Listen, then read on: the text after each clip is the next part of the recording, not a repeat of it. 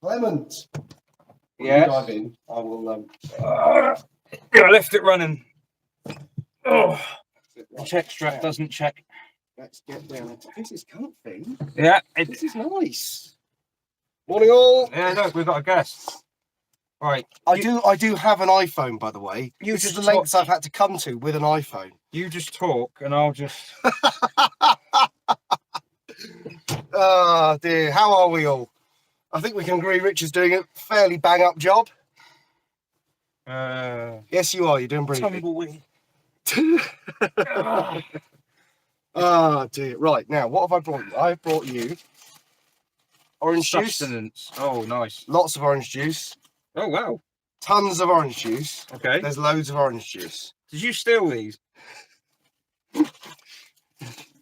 I have also brought, in here, there's various different bacon products in there. Right. I was just telling Rich, the first McDonald's I went to had no bacon. Their grill was not working, which was very helpful. So what I did there was I bought a ton of sausage and egg McMuffins because that was literally all they had. I kept saying to them, they didn't tell me there was no bacon. I said to them, what have you? I said, I have a sausage and egg McMuffin. They said, yeah. And I said, I'll have a breakfast wrap. Oh, we don't make those anymore. Okay, can I have a cheesy flatbread? Oh, we can't do that. Our bacon machine's not working.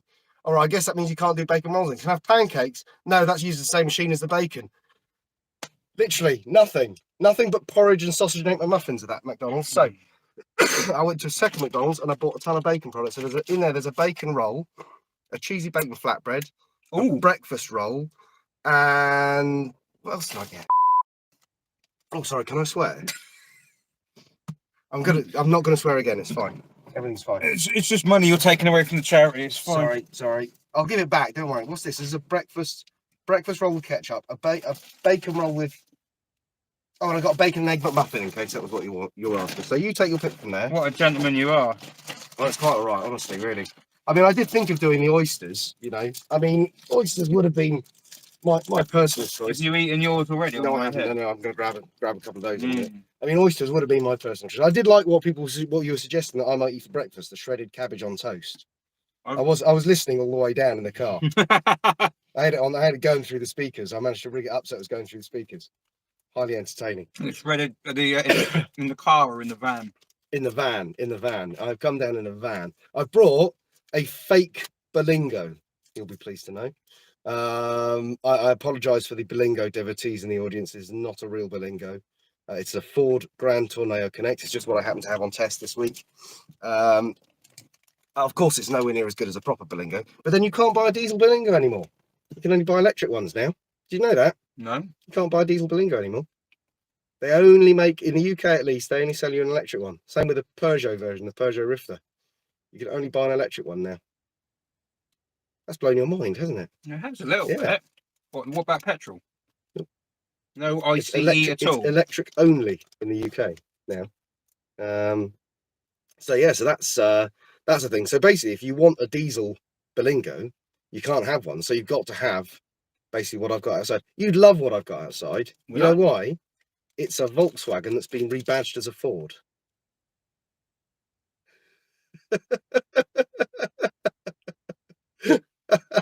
I'm not joking. It's basically what Ford have done is they had a Galaxy. No, it's a little bit. It is that kind of goes back to the Chiron and Galaxy kind of era. No, it's a Volkswagen Caddy Life that Ford have gone, oh, well, do you know what? It's actually cheaper for us just to buy that in from you and put our badge on it. So we're going to do that because they have a technology sharing agreement with Volkswagen at the moment. So that's one of the things they're doing. It's literally a Volkswagen Caddy Life with a Ford badge on the front of it. I'm so sorry. I've arrived and I've rendered him speechless in about 5 minutes. I'm really sorry, folks. I was going a bit quiet anyway. Right, I'm going to get some food. There's also some potato bits in here as well. If you want potato bits, and you're not a potato person, are you? I don't mind potato, but I don't like hash browns. I went light on the potato because I thought you probably wouldn't, so I've just got lots of bacon instead. Basically. Yeah, bacon's a winner. There's ketchup in there as well if you want it. Ah, dear. I'm going to eat as well, so we're both going to go a bit quiet for a minute. Back now, listening in while mowing the lawn. Oh, wow. He's in Australia. Or New Zealand. Hi, Adrian. Thank you for listening to into us from Australia. How's the total going? I haven't looked.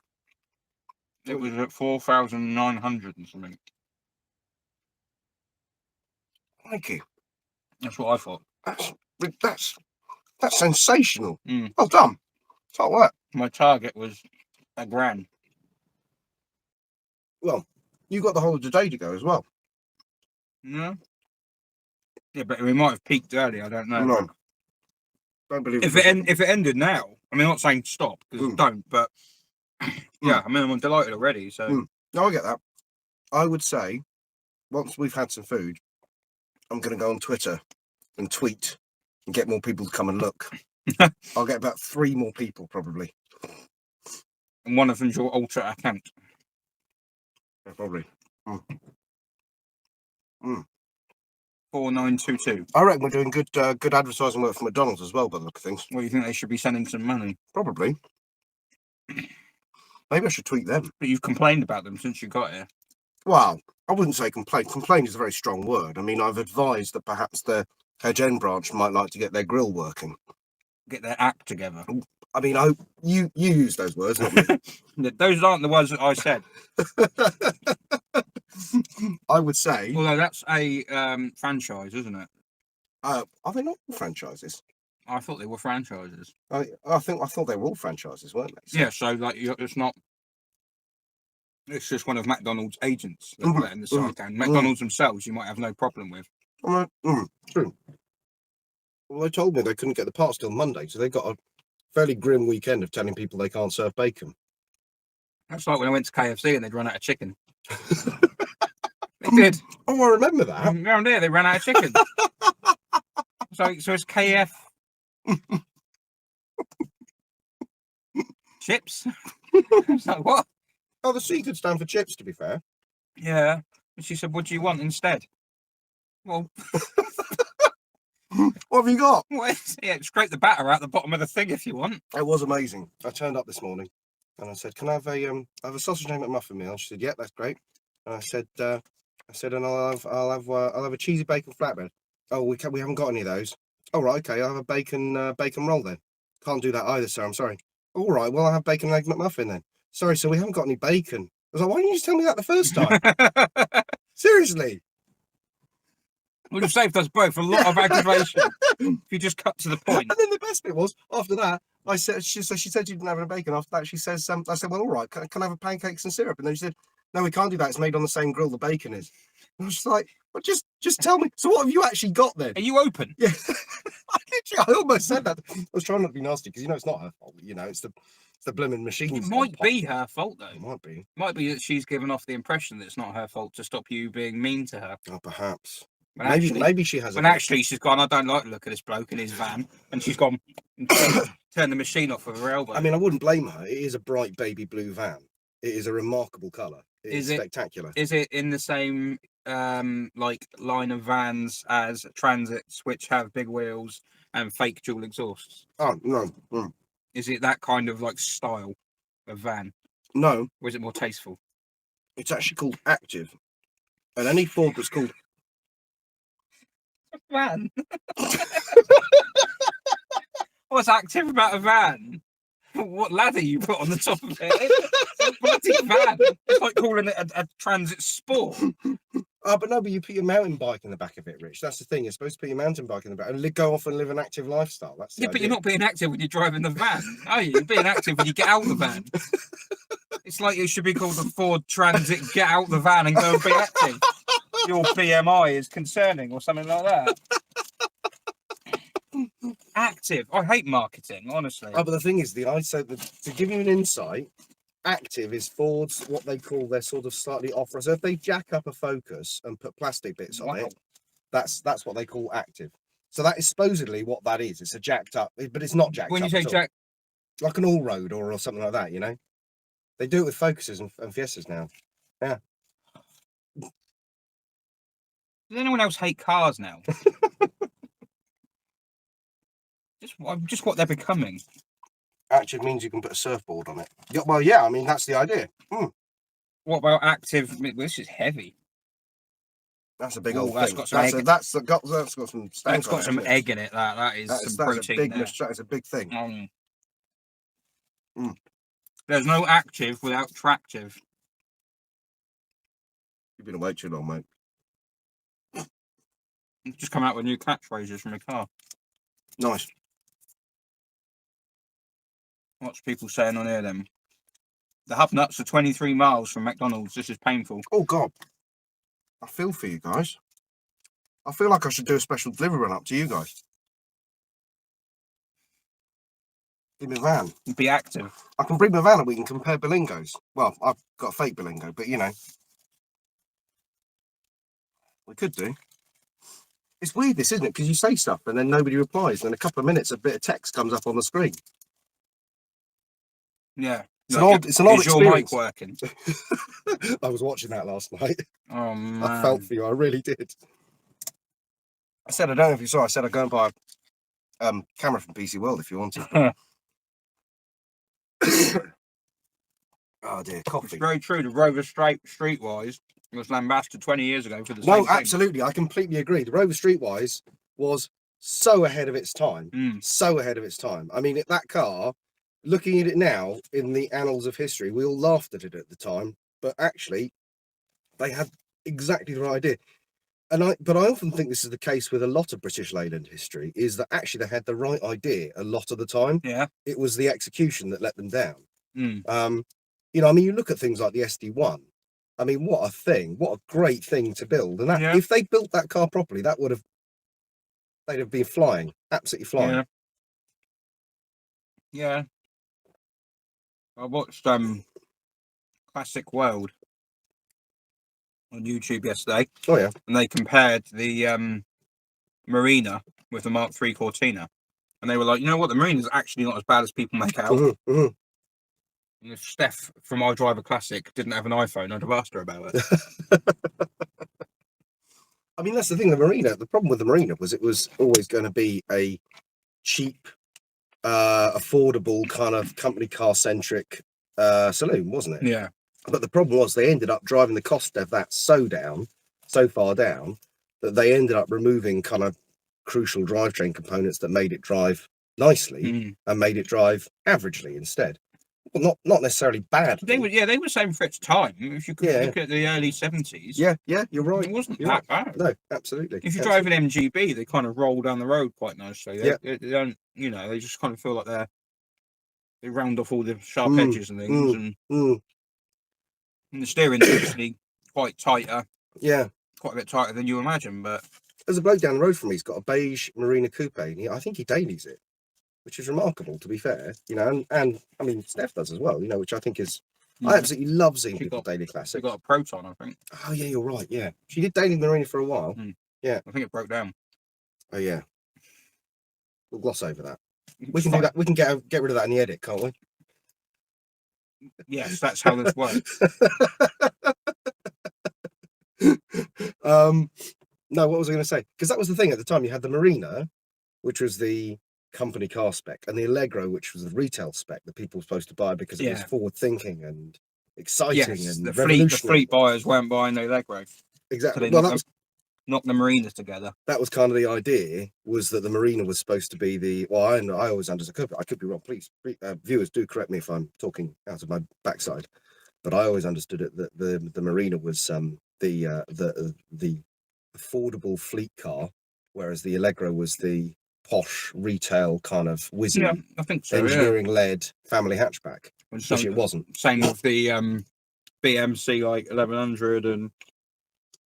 Yeah, exactly right. Exactly right. Yeah, that's stick suspension and front wheel drive and transverse engines. I mean, they were great cars. I mean, and I do think BL got a lot right in its day. You know, I'm a huge. I mean, as you know, I'm a bit of a big BL fan. Are you? Yeah. You know I am. Surely.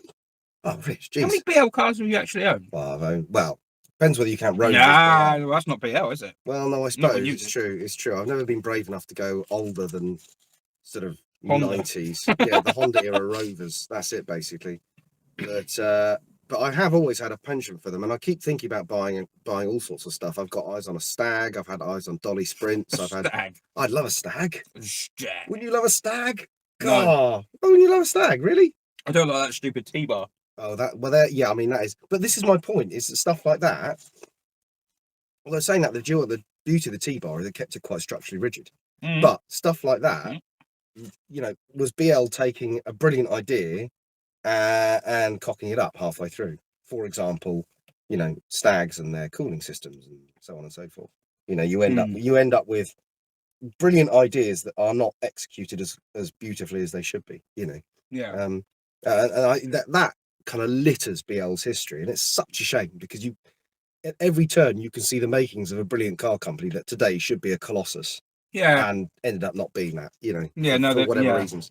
They were better than they were sort of treated. If you like. Absolutely. And so much better than their reputation kind of allows for these days. It's very the easy. Stag is a hairdresser's car. Ow! Only if a hairdresser makes mullets for people with a medallion. I do have to object to that because, I mean, the hairdresser's car at the time probably would have been the Spitfire. What do you reckon? Hairdresser's car in the 70s. Go. Beetle. Yeah, maybe. Good shout. Or a Golf. Golf, yeah, possibly a Golf, yeah. Mark 1 Fiesta. Mark 1 Fiestas were cool, though. They're cool little cars. You saying hairdressers aren't cool? That's not what I'm saying at all. I myself ran an MX-5 for 6 months. And you're a hairdresser. Mate, have you seen my hair? Just fucking shave it off. Ah, dear. You had an MX-5? Well, I had a long-term MX-5. It wasn't mine, technically. No. 6 months. Which was a lovely, lovely little thing. And I did seek to buy it afterwards. And then, obviously, I couldn't afford to because it was a 6-month-old car. But I did try and find a way. There was. I would like to buy this car. Do you have the money? No. No. But I would like to buy this car. I mean, you know, I showed willing. I'm not saying I am buying it. I'm just saying I'd like to buy it. Love the Marina 6. I drove sounded Marina 6. Oh, that's Hubnut, isn't it? Was that Ian? Was that like an Australian special then?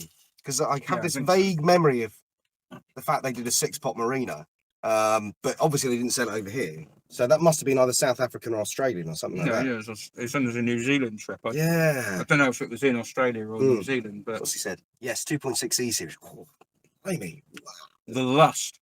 Gosh, what a thing! That must be such a bizarre. All the talk. Yeah, just because the Marina's quite small for a 2.6 litre engine at the time. Yeah, probably. Yeah. I mean, it's basically equivalent to, you know, like one of those Cortinas with the 3 litre S6V6. Savage.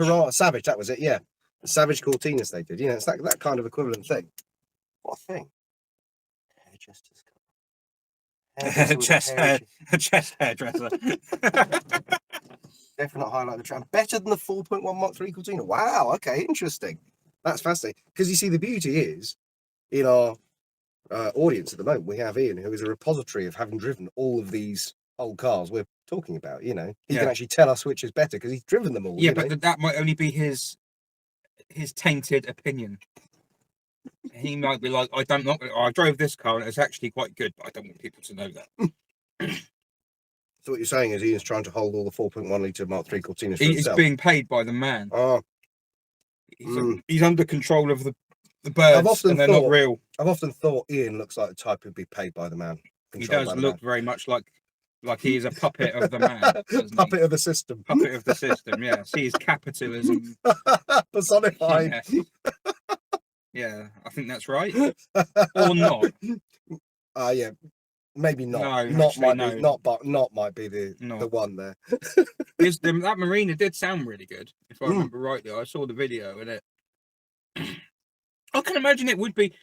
It's the MGC had a 2.6. No, an MGC had a straight 6, didn't it? Was that the same engine? Yeah, that's what I was wondering. Ian. Ian, was the MGC the same engine as the Marina 6? How rude, he hasn't replied. Disgraceful. He's sitting there tapping it out as quickly as you can. We're just sitting here slagging him off.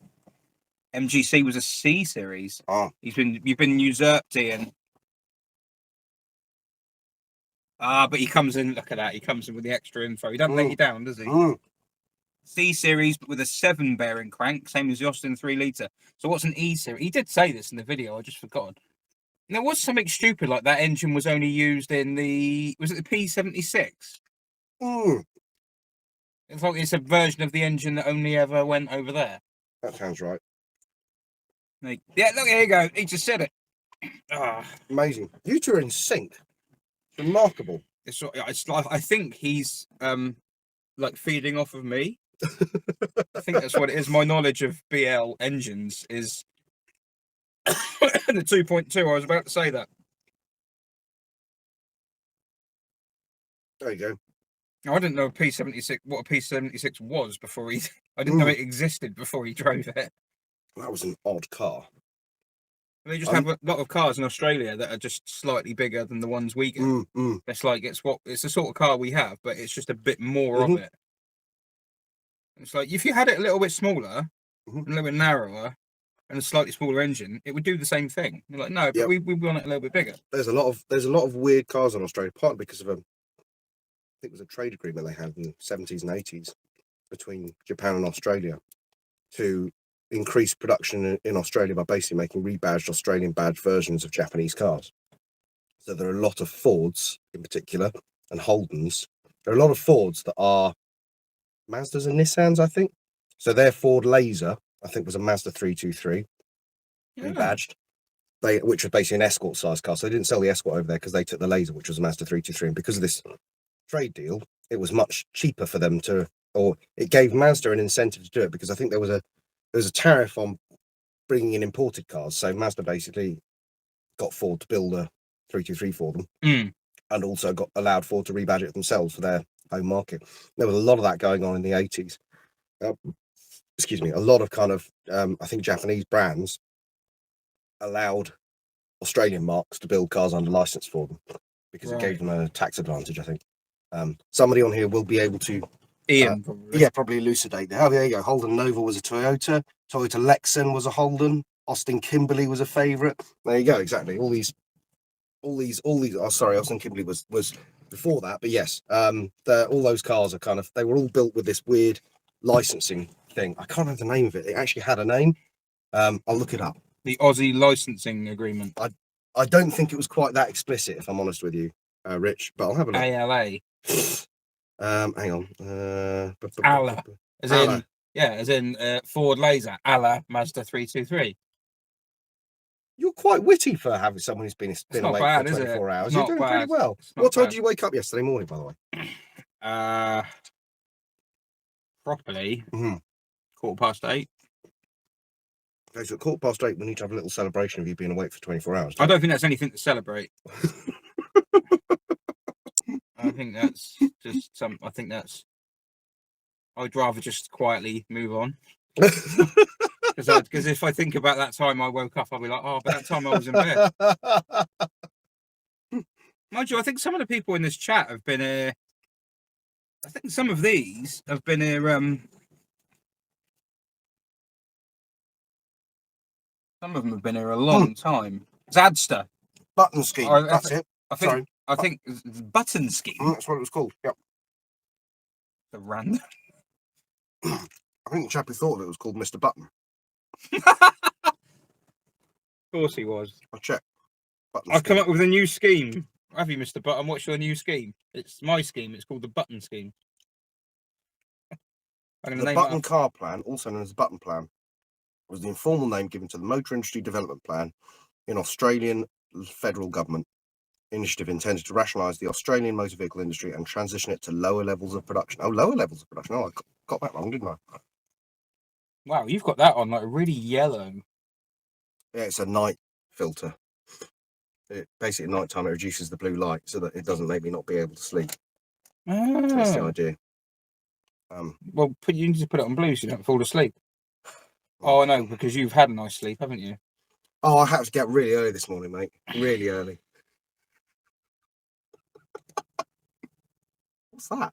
A compressor. Right. I must have an air leak somewhere. I thought one of your cars had just started No, spontaneously. it's the compressor kicks in. Amazing. It was aimed to slash the number of locally manufactured models to 6 by forcing industry consolidation. There were to be 3 groups, each producing 2 models each by 1992. The overarching aim of the scheme was to make the motor vehicle industry in Australia more efficient through consolidation of resources and so allowing the import tariffs to be gradually reduced. Theoretically, this would expose the local industry to increased competition from imported products, fostering improvement in local vehicles and creating the basis for a competitive export industry. I'm not being funny, mate. This is not helping me stay awake. Well, this is what I come here for, is basically to read you Wikipedia. I mean, I come here with all the important facts. So you come here to do nothing different to normal? I come here armed with all the important facts that you can get yourself by literally just Googling it and clicking the top result. And read it to you. Absolutely. That's what I'm here for. That's my job, basically, isn't it? It's what my job involves, isn't it? And what have we said? English love the word scheme. We do love the word scheme, don't we?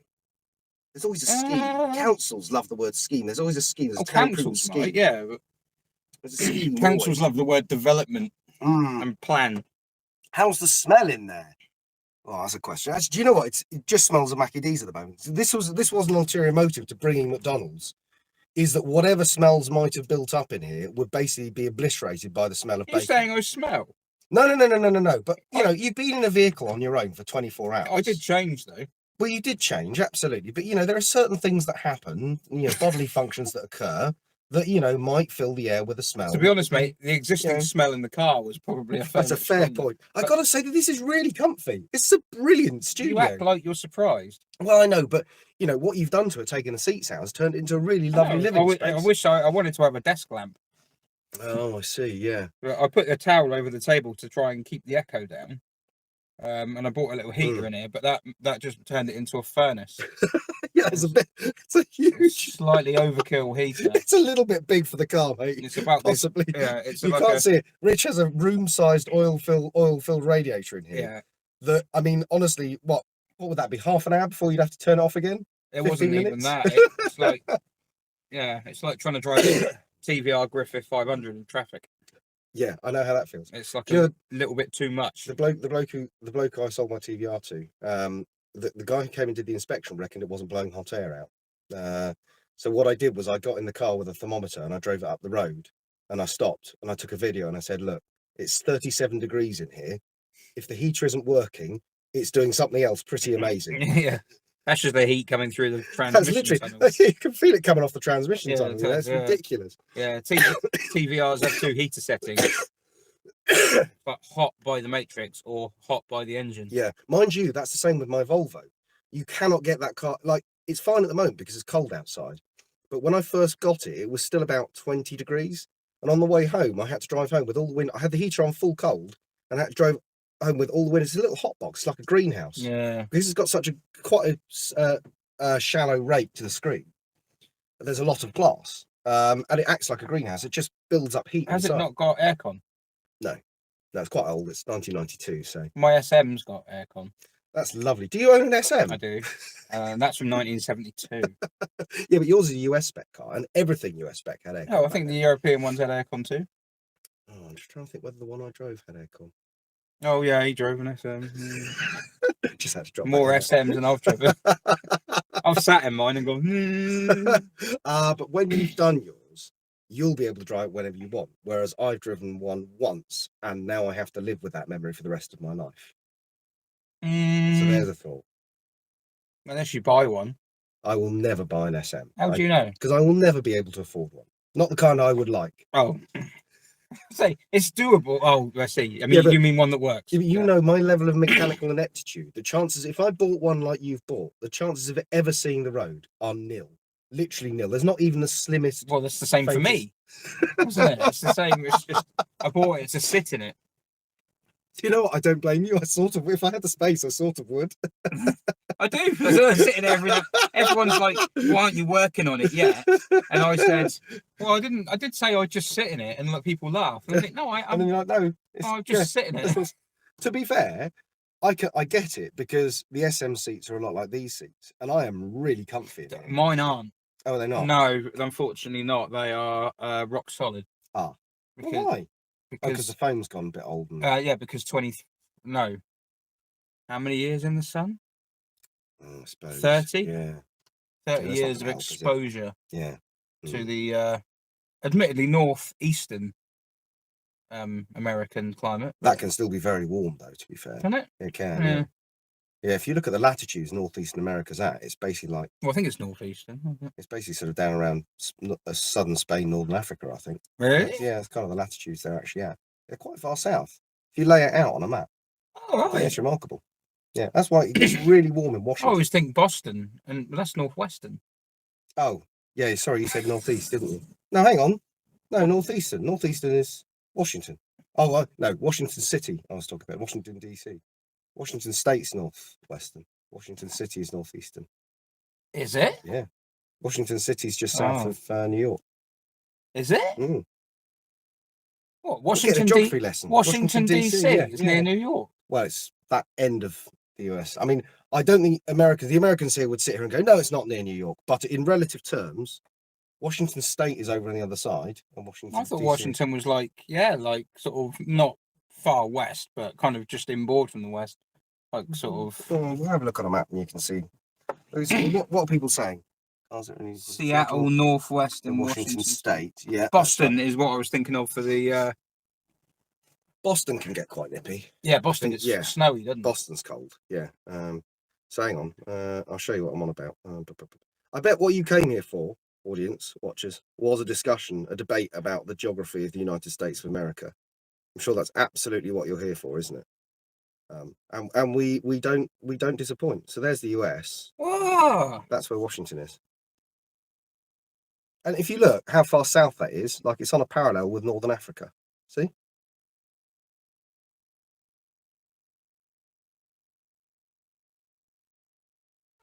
I'm blown away. Why have they got a city and then a state which has the same name, which is It's not on in the the other same side. place? We'll have to ask the Americans in our audience because I don't know the answer to that. What? Yeah, a friend of mine lives in Boston. They had 6 foot of snow in 24 hours yesterday. Blimey, 6 foot. That's more than I get in a week. I'd bury you, wouldn't it? 6 foot. And you? Just have your little hair sticking out. I don't have any hair. People walking past, you'd be like, I dare say, chap, would you have a shovel? Spot of help. About 200 miles New York to DC. So there you go. So they're not actually nearby, but in American terms, they are because America's massive. So that's from here to Stoke. Pretty much. Or maybe a bit yeah. Telford? Ferrum to Stoke doesn't sound quite as glamorous as New York to Washington DC, though, does it? It would take longer, I reckon. What, to get from Ferrum to Stoke? Yeah. Yeah, probably. Yeah. Because you'd be driving down the road and then, like, you think, oh, I'm going to go overtake this car. And you move into middle lane to overtake. And then you'd still be there and 6 stuck miles there, later. stuck behind somebody. Yeah. Yeah. I hate the motorways in Britain at the moment are just full of cretins. Absolutely full of cretins. They are an absolute It's nightmare. just- The M27. Oh, really? Well, they've put in a smart motorway. Yeah, I've seen it now, yeah. So what that means is what they've done is they've taken away the hard shoulder for people who break down, and now replaced it with a lane that people won't drive in. So now they will hog the 2 middle lanes, not one. Yep. And no one drives in that lane on the left anyway. Yep. What I always find with the smart motorways is that people actually sit in the 3rd lane over. You know, so rather than hogging the 2nd lane over, which would allow people to get past in both of the other fast lanes, they're actually in the 3rd lane. So if you're actually driving as you should be in the left-hand lane, most left-hand lane, you've got to go out 4 lanes and then come back 4 lanes to actually get past them. Ostensibly, if you're following the letter of the law, the letter of the highway code. It's ridiculous. Which is very frustrating. So, oh, Bunnings sitting on the garden. I'm at Bunnings sitting on the garden furniture watching this. Good on you, Andrew. Where's Bunnings? Bunnings, that's an Australian, is that an Australian, that's an Australian, like B&Q, isn't it, basically? It's like an Australian home base. Very Australian. Yeah, very Australian. Bloody 3rd lanes of smart motorways. Yes, we could sit here and rant about smart motorways all day long. You've got to be careful, though, because there's a surprising number of people who are really ardent smart motorway defenders on Twitter. We're not on Twitter. That's a good point. Very good point. Yeah. Talking of Twitter, should I give us a shout out and see if we can get some more people to come and watch us? Are they going to be awake? Well, they were just. My thinking is it's 6:40. They'd just be waking up doing that thing where you wake up and you look at your phone for the first time, go on Twitter, and they see, oh, it's all gone blank. Ah, the miracle of technology saved us. I would, if I went on my phone, I'd pick my phone up, I'd see that it's 6:40, and I'd be like, oh, for God's sake, put it down again. Oh, my bed. You clearly don't have a toddler at the moment, do you? You've been through that. Yeah. Yes. We have a toddler, so wake at 6:40 is fairly normal. Yeah. We have a toddler and a dog, and that means that even if the toddler, if one of us looks after the toddler and gives the other one a line, the other one's got to look after the dog. So there's never any respite. Leave it in its basket. Just say, in your basket. Could do, but he gets quite whiny. He knows when he's supposed to be taken out. And if you don't take him out when he's supposed to be taken out, he gets quite You aggro. can tell the time. Yeah, he can. He can. I mean, he's utterly stupid in almost every regard, but he knows when he's supposed to be taken for. And of course, being a Labrador, he knows when he's supposed to be fed. So of course, he gets fed after his walk. So the prime driver for him to go out on his walk is he knows he's going to get his breakfast afterwards. That's the thing, you see. So he's instantly kind of like, well, you know, you've got to take me out because I need So food. does he like that? He's like, oi, Robbins. Pretty much. You'd be amazed. Yeah, absolutely. He's full on. He will come if I used to. My tactic used to be I'd go and let him out on a weekend. I might go and let him out of the kitchen, and I'd go back upstairs and go back to bed. And he would literally come and sit next to me in bed and stare at me. He'd just stare at me like. I honestly don't underestimate my ability to ignore that. You will literally have to sit on my head. A Labrador sitting on your head. Yeah, you'd have to do that to get me up. No. There's Right now, even that wouldn't get me up. Right. Now, where's your link to donate? Is your link to donate in the chat? It's in the chat. No, in the description. It's in the description. Okay, let me go and find that, and I can post the thing on Twitter with a link to donate because everybody should be. I haven't looked at what the totals are. Audience, tell us what the totals are, please, if you'd be so kind, because we can't be bothered to look. I like how you just like your audience now. Mate, I'm here to gently nudge things along in the right direction. You I'm can here to have help, them. You can have them. What are we looking at, folks? What's the big number on the old donation stream? Somebody gives a report back. 180,000. Oh no, it's mileage. Right. You're tired, aren't you? Like, yes. I just ended it now. I'd be like, you know what, that'll do. That's enough. Oh shit! I've actually loaded up the live stream. I didn't mean to do that. Hang on. Stop. Where's someone's just written 4922? 49. God, we can get that to 5, can't we? Come on, folks. We can do 5. We can absolutely do 5. I know we can do 5. Right, where's your donation? I'm going to go and find it. It's in the. Oh, we're on part 3 now, aren't we? Oh God, those. Yeah. Not supposed to be, but there's been about 2 part 1s, 2 part 2s. Right, where's your description? Here we go. There's the donation link. Right, that's it. Come on, do your thing. Just giving. That's it. Right, let's go and put a thing on Twitter. Anyone else who's on Twitter, don't be afraid to give us a shout out because it'll only bring more people to come and look and come and watch us sitting here talking about nothing in particular. And me trying to keep Rich awake. It's like it's too late. I've gone. Yeah. I'm just going to shout at you repeatedly. Oh. What can I say that will make you wake up? I'm going to say things about brilliant Audis. That'll wake you up because you'll get so incensed at the idea. No, I wouldn't be. I'd just be like, are they? Yeah, really cool. Oh, guys, it's it's bad. It's bad. Yeah, it's. What time is it? Oh, it's not even 7 yet. This is good. I like this. 6:47. Yeah, but you can't. But the problem is, it's white. So I had to colour it in with a Sharpie. Right. And then cover it in black tape. And it didn't make any difference. Don't underestimate the level of preparation that's gone into this. It took me about 45 minutes. Have you given them a little tour of Clement as a studio? Have you actually shown them what it looks like? Well, they have, yeah, because I had the camera facing the wrong way for quite a long time. So there's not really much else to do. I got my lights. I love the lights, yeah. That's awesome. That's superb. Look at that. That's great.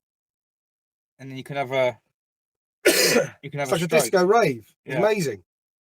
You can tell I'm posh because I called it a disco rave.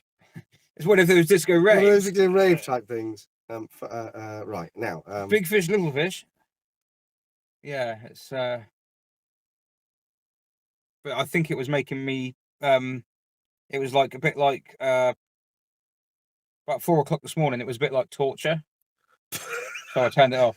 It was a little bit like like some form of punishment for something. You will get a second wind at some point. It will get better through the day because your body right now is telling you you need to go to bed. But what will happen is that at some point in the morning, your body will go, oh, we're not going to bed then. Right. Your circadian rhythm will kick in and you will start feeling like, actually, okay, the day has started and I need to get going. Part of the problem. I don't get that on a normal morning. No, Part of the problem is you've got no daylight in here. You'll start seeing the sun. That's the problem. window. Yeah, well, you've got the rooflets. So you'll start seeing the sun come in and your body will realise it's. How long? Because the sun comes up over there.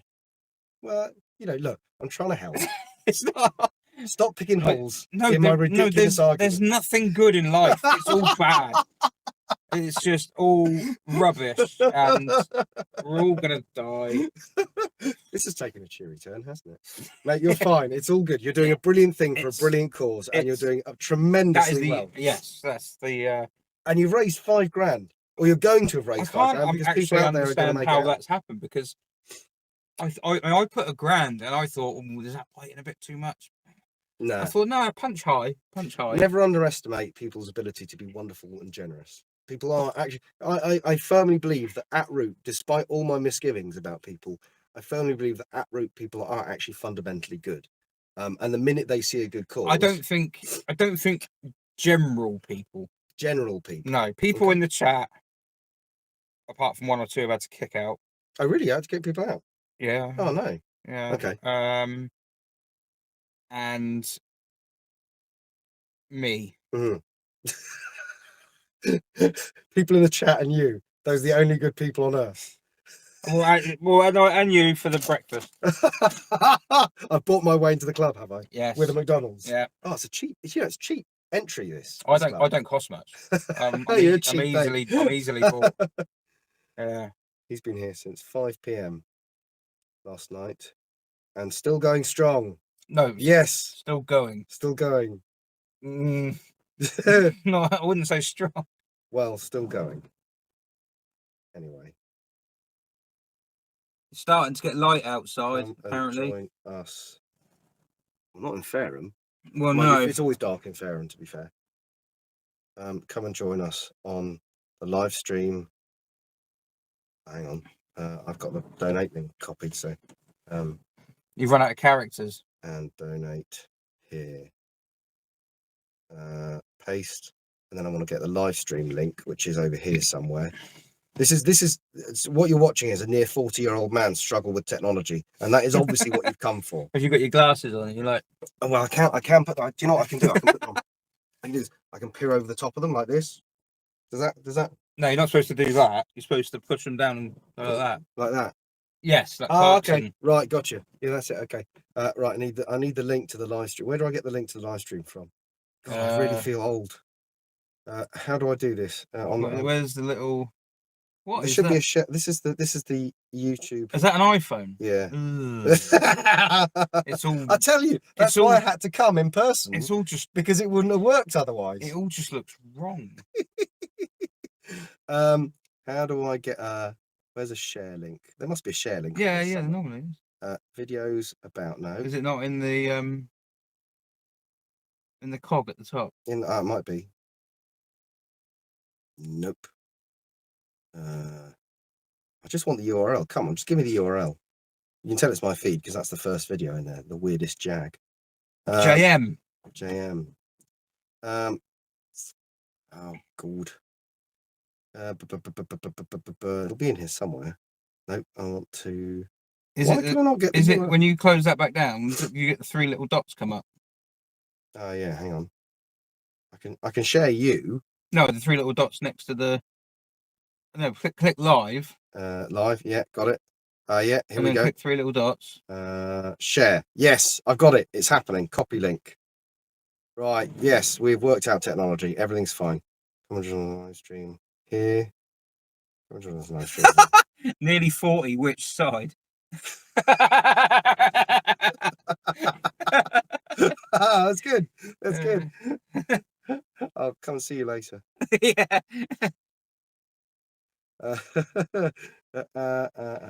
Which side? Quality.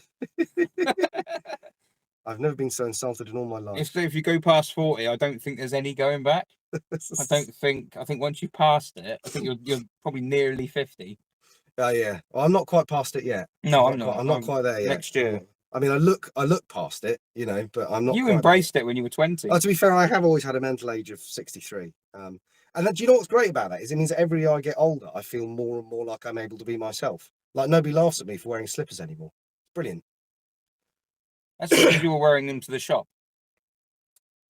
Yeah, no, come on. I have some class. Slippers and a cravat. I have shredded cabbage on toast for breakfast. You know, shredded red cabbage. What was it? Shredded red cabbage on toast with raspberry jus. Raspberry jus. Actually, Yeah. raspberry jus would be quite nice on shredded red cabbage. You're posher than you think. Your instincts for flavour are. I made that up completely. I don't. Your instincts are very good then in that case. You know, who thinks Rich should be a professional chef? As long as I haven't got to eat it.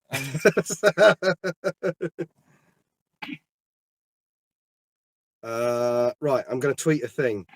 I'm tweeting it. If anyone follows me, retweet it and make it big. And Ian sent me a link. Oh, has he done it thanks, already? Ian.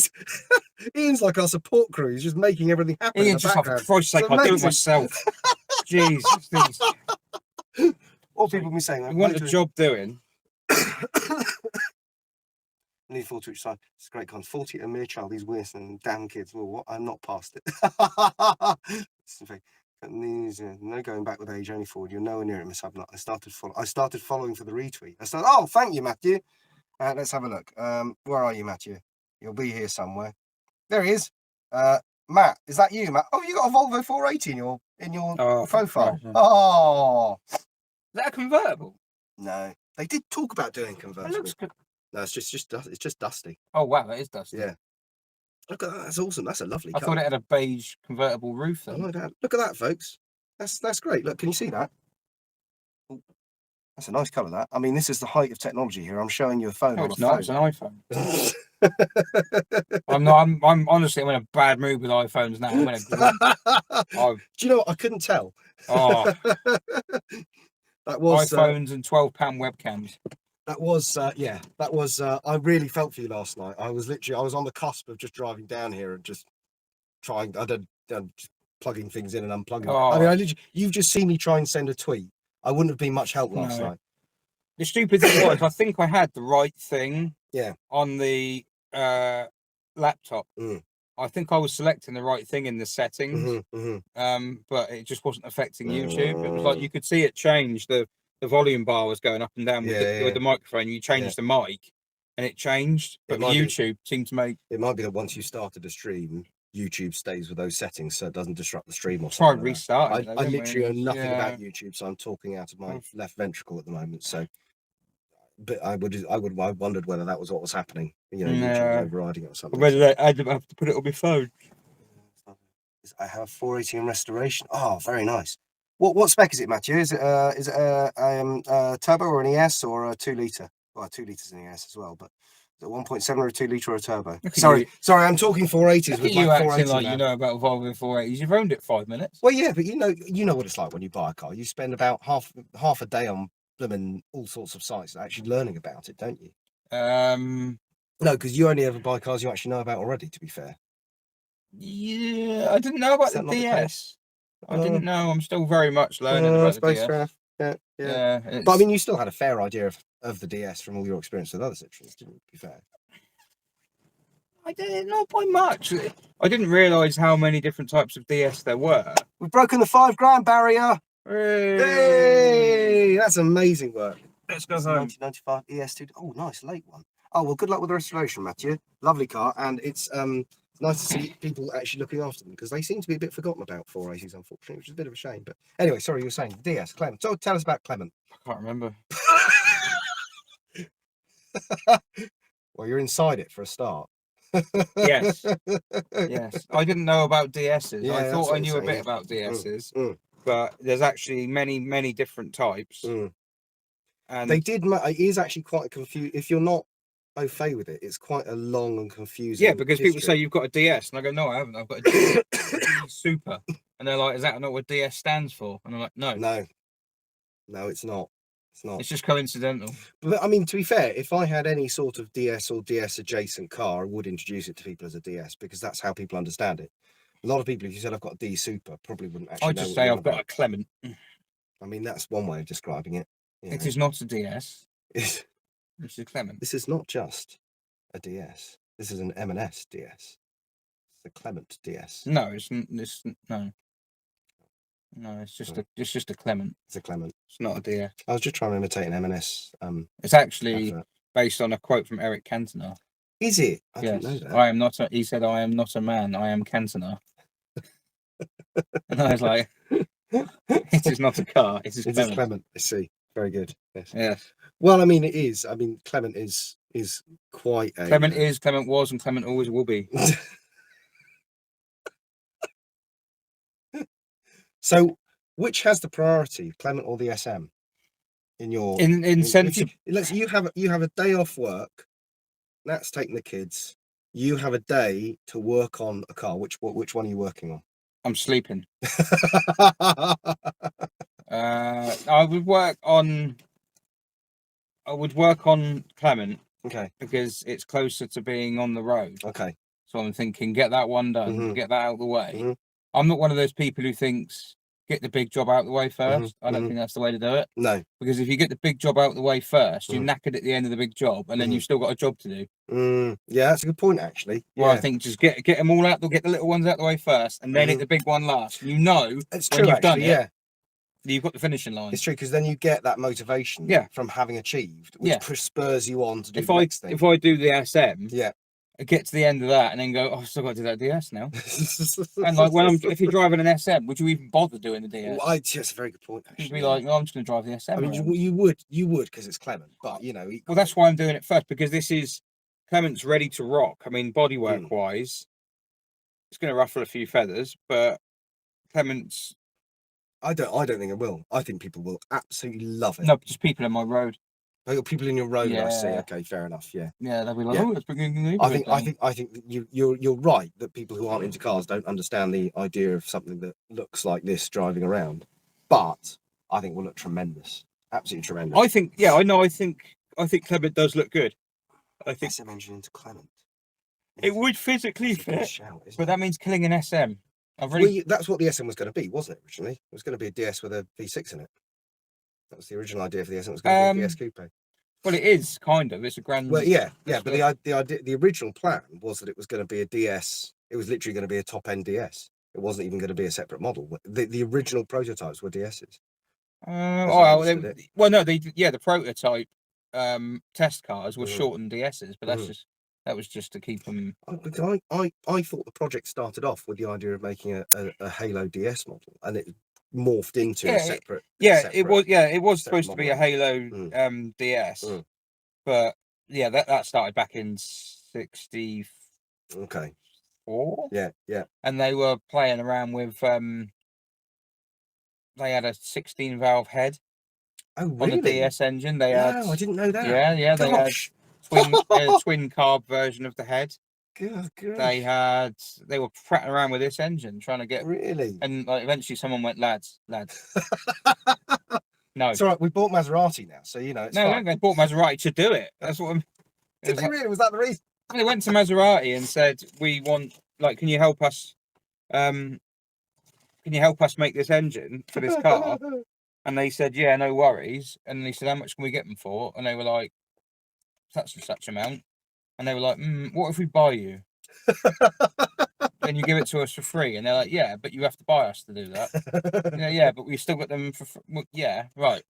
Then we will buy you. I love the way Citroen worked back then. It's just hilarious. It's all like they got their accountants to look at Maserati as a going concern. I do not recommend you purchase this business. Well, I see no problem here. But that was the way Citroen worked most of the time back then. The accountants would look and say, look, you shouldn't do this, and they would just do it anyway. That was pretty much it, wasn't it, most of the time? The accountants would walk into the boardroom and go, you shouldn't do this, and they'd all go, who are you? Oh, you were those killjoys from the last time. We tried to put a rotary in a 2CV. Buzzkills. Yeah, no, I think they went to Maserati. Maserati knocked them a prototype together in really quick time. Oh yes, I heard about Like that. really quick time, because it was a cut down V8.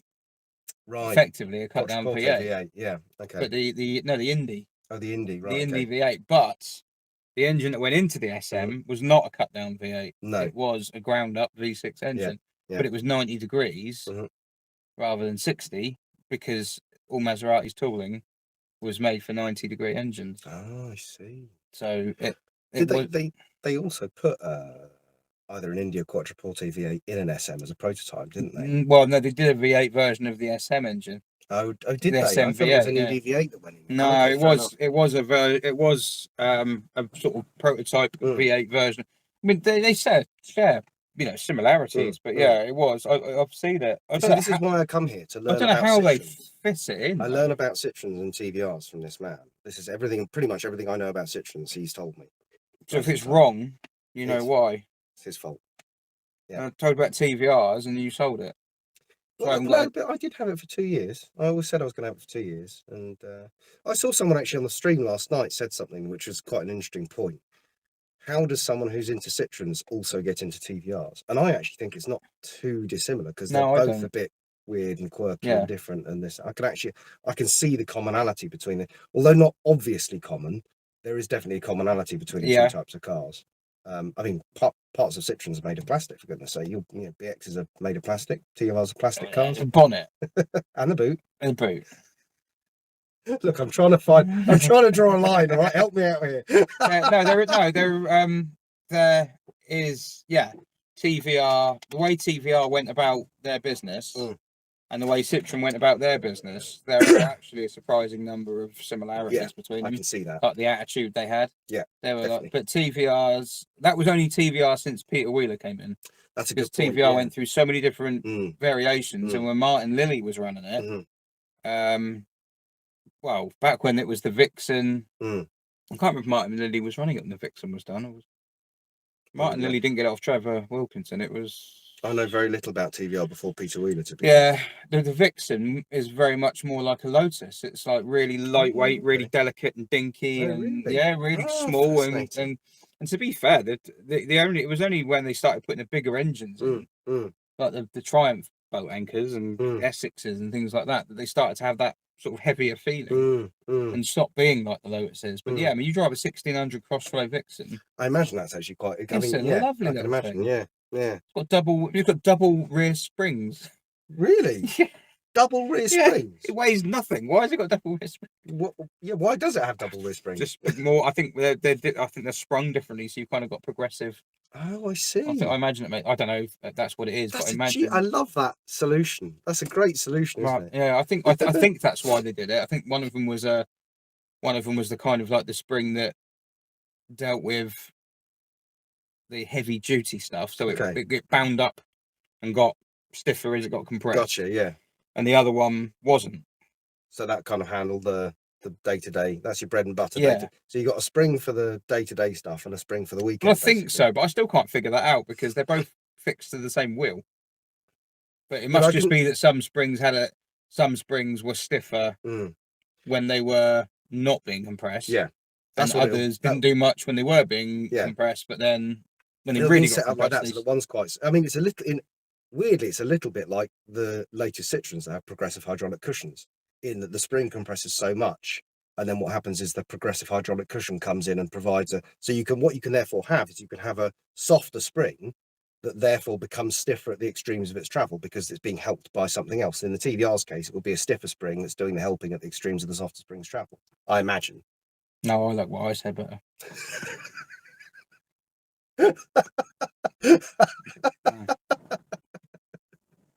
Well, that's that then. Hydraulic progressive springing is progressive hydraulic cushions, they're called. Squidgy bump stops. That's pretty much what it is. Yeah. It's like we've put really soft springs on this car. Yeah. Instead of it crashing into the bump stops, we'll just make the bump stops soft. That's pretty much it. Yeah. Yeah. And bigger, I think, so they have an effect earlier on. That's pretty much the idea. It does kind of work on certain modern Citroens, it does kind of work. But when you say so it does kind of work, Mm. you mean in comparison to its peers? that's what I'm saying. Yes, I mean, my argument is always that modern Citroens, there are some cars in the Citroen range at the moment that are crying out for hydropneumatic suspension, but of course, there's no political will within the company to put hydropneumatic suspension on the modern stuff. Is the chat gone wrong? I don't know. Oh no. Are we still going? Are we still we're still broadcasting. Yeah. Oh, hang on. All right. Oh, it's down there. Is this? Yeah, it's all right. Is this up to? Yeah, this is up to now, isn't it? Yeah. Nice. It froze on the chat thing. Okay. Right. Awesome. Yeah. So you're still with us, kid. What was I saying? Yeah. I make the case that actually. Ooh, haven't fell on me. No, my that's the lights. LEDs. Hang on. We can plug them back in. I wasn't using them, to be fair. Well, we'll plug them back in case you want to. There you go. How's that? I make the case that a lot of modern Citroens, actually, C5 Aircross, C5X would be brilliant with hydropneumatic suspension. But the problem is there's just not the political will within Stellantis to make them. I'm not even sure it's that. I think it's just that they've found that they can get, like, back in the days when hydropneumatics were a thing, the cars around them perhaps didn't ride brilliantly. Well, no, maybe. I don't know, actually. No, I don't know, because it's I P6 did, didn't it? I would go the other way. In fact, I'd say that back then, the cars around them rode quite well. And so to make them ride even better, Citroen had to turn to an engineering solution like hydropneumatic suspension. Whereas nowadays, the cars don't ride as well, and therefore they can get away with a progressive hydraulic cushion rather than going to the full of a hydropneumatic setup. To be fair, a lot of modern stuff, like the high-end modern stuff, they're now using air suspension on a lot of things, purely because air gives you basically what hydropneumatics gave you. Yeah. Compressibility. Yeah, exactly. The thing with the hydropneumatics was that obviously post-war France was battered. Yeah. And they wanted a car that could deal with those roads without the roads having to be sorted out. Exactly. Yeah. So they're kind of, in a way, they were a little bit like the TGV. Yep. They were like, we're not going to be able to sort what it runs on, so let's sort out the machine. And like the TGV, they can make people feel sick. Yeah, well, true. Yeah. Yeah. I've never felt queasy in a hydropneumatic Citroen, but I know people who. No, I haven't. I've never found it a problem. But then I guess I'm kind of used to the way they. But then I'm just trying to think of a time I've actually ridden as a passenger in one. It's quite rare because I've only ever driven because none of my friends are stupid enough to own them. I had to bring you back from Bristol. Oh yeah, because of your Mondeo. Yeah. Oh yeah, in your lovely little 16 RS. Yeah, that was a lovely little car. Your Mondeo. Oh yeah, my silly old Mondeo. Did a Mondeo. Yeah, my Mondeo did a Mondeo. That was an awful car.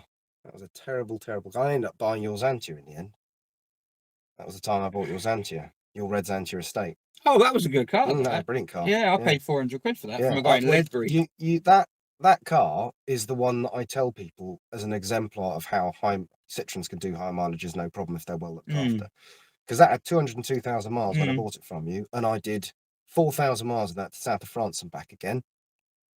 And I got back and I sold it to another bloke. And the only thing that had gone wrong in that time was one of the strips on the rear windscreen stopped working, heated rear windscreen, and it had popped an ABS sensor, and that was it. It was just brilliant, that car. And honestly, it drove like a 70,000 mile car. Yeah, it did drive so good. But that was because the previous owner had religiously serviced it every 5,000 miles. Changed the oil every 5,000 miles.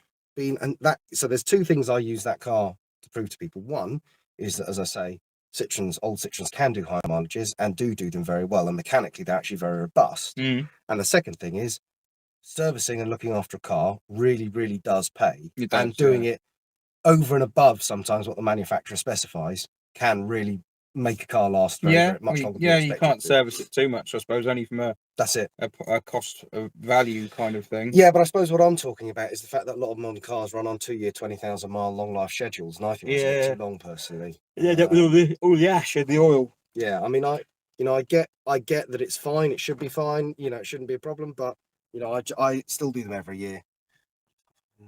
Is it still working? New C5X, that works surprisingly well. Yeah, the C5X, I think that's the closest Citroen has come in modern times to doing a proper big Citroen, probably since the C6 went. I mean, it makes sense, but you know, the C5X, the C5 Aircross. No, that's gone echoey. Has it gone echoey? Oh, how can you tell? How can you just Because hear I've the got echo? ears. Ah, I see. I haven't. I'm partially deaf, so I can't actually hear.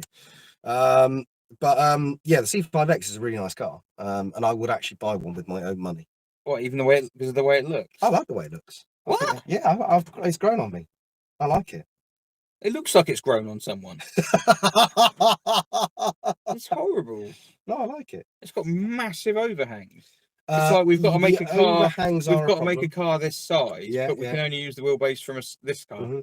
The overhangs are a problem, but I quite like the front end. It's actually got quite a lot. If you stand next to it in the flesh, it's got quite a lot of presence. It feels quite big and quite big Citroen-y in a way. I do like it. I think it's a decent thing. Well, you're wrong. The problem I've got with it, and this is going to sound ridiculous, but I don't think old Citroen would ever have allowed this. It has no rear wiper. And Oh, for God's sake, you sound like Ian. On a hatchback stroke estate car, that's unforgivable. I can get it on a saloon, but on a hatchback, you know, it is mind-blowingly irritating. Why is it different on a saloon? Well, because on a saloon, supposedly the aerodynamics mean that you don't need it. And that's what they're saying with these hatchbacks and estates. But inevitably, what I find whenever I drive, because it's not just that, the modern Hyundai and Kia electric cars haven't got rear wipers either. And any time you drive one of those in the winter, any length of distance, your back screen gets so caked up with crud from the motorway because you can't wash it. You've got to keep stopping and taking a squeegee to the back windscreen, you know, to try and clean it so you can actually see out the back of the car. So they tested those cars in nations that don't put salt on the road. Probably, yeah. And Citroen have basically just gone, oh well, they're doing it. We can get away without a rear wiper. Hyundai and Kia, they're the top of the tree at the moment. We'll just do what they're doing. They're, to be fair, in electric car terms, I think they're, you know, probably some of the best around at the moment. But you know, that's a highly contentious thing to say because there'll be a lot of Tesla enthusiasts who think the Teslas are the best at the moment. When you say Tesla enthusiasts, there are some people who like Tesla quite a lot more than would be expected, shall we say? A little bit more than their family. You know, it's hard because I really rate the Hyundais and the Kias at the moment. I think they're really, and I think they're knocking it out of the park in styling terms as well. And to be fair, Stellantis are trying with electric stuff, although there's been a sense of slightly resting on their laurels the last couple of months. Last couple of years, rather. You know, the E2i8 came out, that was brilliant, but they're still bimbling along with this same kind of 50 kilowatt hour battery, which is not really giving them the sort of range they want. But there's going to be more stuff coming from them soon, which is going to kind of kick things up a gear, I think. But anyway, sorry, I'm rambling about new cars. That's not what you want. Electric cars. Everyone loves electric cars. Yeah, quite. Yeah. Well, yeah. I think they work in certain circumstances, but I can see there's a big I can see gap I can see the logic for them in town. Yeah, absolutely. It makes perfect sense. Yeah, and for someone like me who's a suburban, I live in the suburbs. I've got a driveway. I've got an electric car charging port on my driveway. Absolutely, they make perfect sense. But there are people down the road from me who don't have a driveway, and for them, you know, how are they going to charge? You know, so everyone says lamppost charge is the answer. Certainly could be, but in our road, we've got a lamppost probably every 5 houses. So you're talking about trying to get 5 households to charge up 2 cars each on one lamppost. And I don't think that's going to work personally. I don't know. You could charge cars on lampposts. Well, the idea is that you can't on most lampposts. But the idea is that you can get lampposts now that integrate electric car chargers into them. So that what you can do is you can plug you pull up at the side of the road and you plug a car into a lamppost or a charging post at the side of the road, so that you don't then have to plug it in and have a cable trailing into your house across the pavement. Right. And that's the idea. Problem is, you're gonna have to put in a lot more lampposts and change all the ones that are there already to make it work. Yeah, and they're not doing that because they're turning the lampposts off at night to save power. Well, there is that, yeah, but they're gonna have to stop doing that if they want people to charge their cars up from them, aren't they?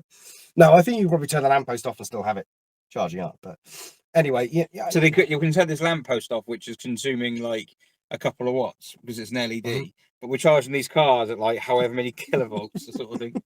Save the planet. There's a coal. Well, I know we've got a lot of our energy is renewable. I can definitely see the problem with that. Yeah, absolutely. You make a very valid point. But yeah, you know, I think there are big problems with this rush, and I think that we haven't really fully thought it through. And I think there's a I think there's a lot to be said, and I think something has to be done. But I also think so. I'm kind of on the fence. I'm a little bit kind of in two minds about well, you know, people buy more new cars than they need to. Well, I think that is a bigger problem. Yeah, that's a larger problem that probably needs solving. You know, we do have this idea that but do you know what? I actually think it's going to solve itself in the next few years. I think a lot of people are going to come to the end of their now that interest rates have gone up. I think a lot of people are going to come to the end of their PCPs in the next year, year or two. They're going to go back to their dealer and they're going to say, right, well, I'll chop in my old BMW 3 Series for a new BMW 3 Series. And they're going to find their monthlies are stratospherically higher on the new car than they would have been. They're going to go, well, I can't afford that. And the dealer's going to go, well, what do you want to do then? Do you want to keep your old one? And they're going to go, yeah. And the dealer will say, well, right, well, that'll be a 10 grand balloon payment then in that case. And they'll go, well, I can't afford that. And then they'll go and look at a loan to do that. They won't be able to do that because the interest rates will be too high, too much, will also be higher. So they're going to have to give that car back, and then they'll have to find some money to buy something. They'll probably do a PCP on a second-hand car. So I can see there being actually quite a lot of interest in the second-hand market, where a lot of people are coming out, or either that, or they'll have to do a PCP on a much cheaper version or a much cheaper new car. So, and what will their neighbours think? Well, it's hard to say. You know, I mean, that is the crucial factor, isn't it, in all of this? I think it is for a lot of people. I'm sure you're right. But I will say that there is probably also a point of people quite liking a nice, solid feeling new car. You know, a lot of people are nervous about cars and afraid of them, and for them, buying a new car with a warranty gives them a security blanket, basically. Even if it's like a bit of a placebo. Placebo's the word. Yeah, exactly. You know, because I mean, you know, especially if you were to go and buy a new.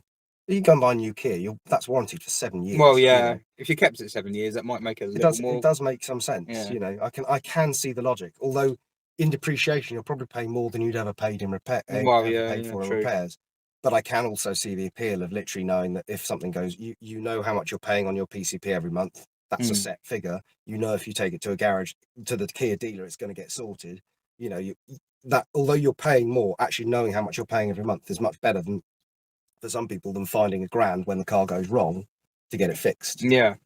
So it's a known quantity. It's a difficult one. You know, I write about new cars and I drive new cars a lot. So, you know, I have to kind of sit in the shoes of the people I'm writing for.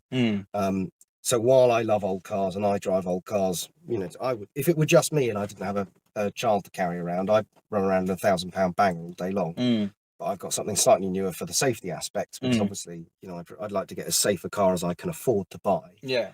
But if it were just me, I'd have something old and be running around in my old 1,500 quid Saab. I'd just keep that and drive around in that. That was a lovely car, you know. But I can also see why people, you know, I've got to look at it from the point of view of why might people want to do this? Why, you know, I've got to put myself in their shoes and say, well, why would you want to do this? And safety aspect is one of them.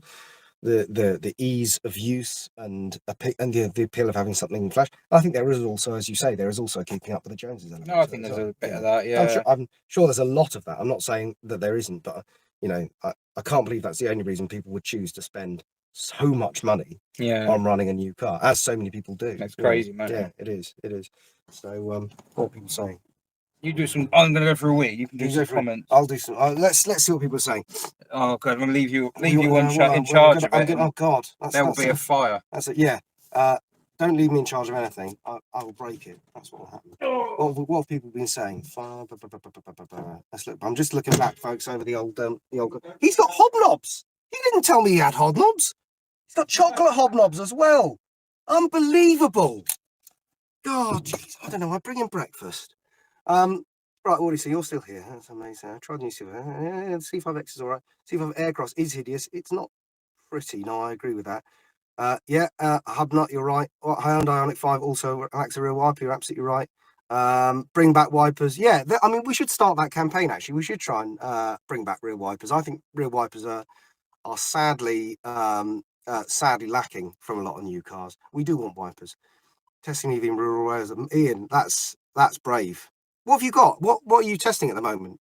Did I see a Fiat 500e on your or Fiat 500 as they're calling it on your Twitter feed the other day? Because that's an interesting little car. Because actually, so the thing with EVs is a lot of people are saying actually what we probably want is lots of smaller EVs with smaller batteries, because if they're good for town driving, you don't want the extra weight of driving around in something you know, the massive battery if you're only ever going to do 10 miles to work and back most of the time.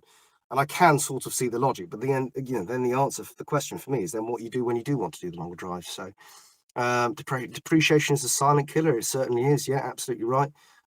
We bought a decent car and kept it for 13 years. Grey full. That's exactly what we should all really be doing, is buying a new car and keeping it for, you know, until it dies. Basically, you know, that then you get your money's worth, and your input from or the worth of all the carbon you've used in making the new car, sort of thing.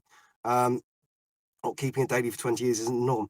Do you know what? I would love it if I had the wherewithal and the attention span to keep a car for 20 years, because that would actually be a whole lot less hassle. But I just get bored with cars so quickly, I end up having to change them, which is rubbish. Yeah, Ian, Fiat 5. Sorry, Ian, I've literally just got caught up with you saying Fiat 500e. Yeah, EVs and nonsense. Nobody thinks about mining extraction to make energy. And yeah, you know, you're absolutely right. You know, it is what, you know, we do have to think about where the resources are coming from to make these cars as well. My Xantia cost me around £1,000 back in 20. It'd be my daily until this day, still going through no depreciation there. Bang on. God, I love a Xantia. You know, I really think Xantias at the moment are such underrated daily drivers. And so many people, you know, there aren't that many. They're quite hard to find now, actually. But Xantias are fabulous, fabulous daily drives. Ian should write a book on the history of wipers. Do you know, I'd buy that. I would. I think I would. I think you should do that, Ian. But yeah, guys, thank you so much for being here. It's really good to see you all supporting Rich. He is. I turned up just now. I said, "How's it going? You're all right." He said, "It's horrible," but he's doing a brilliant job. So I think we should all. I'm really grateful to you all for being here and for supporting him, because I think he needs it at this point. But yeah, I think he's flagging a little bit. But I'm sort of hoping that as time goes on, he'll get going as the day comes in. I can actually see light outside the window, which means the sun has come to Fareham. So I'm going to remind him of that when he gets back, and point out that actually daylight has arrived. He's made it through the night, which is a good thing. So that's fabulous. I haven't found any good wiper books, so there may be in. I'm not. I would buy a book on wipers. Rich, would you buy a book on wipers? Would you buy a book on wipers if Ian wrote one? No. Oh, that's not very nice. Ian says he wouldn't. I mean, Rich says he wouldn't. I would. I think you should. A book on wipers? A book. Yeah, we're trying to get Ian to write a book on wipers. We've been talking about real wipers, and Ian, we reckon Ian should write a book on them. Miss Hubnut reckons Ian should write a book on them. I think I'd buy it. I'm not saying you shouldn't write a book. I'm saying I'd buy it. So I wouldn't buy it. I mean, at least he's honest. He's honest. What do the folks here think about converting classics to EVs? Oh, well, now there's a question. Make my thing blow up or something? Yeah, pretty much. Well, you're at £5,127 now, so it's, you know, what we need to do is talk about electric cars more, evidently.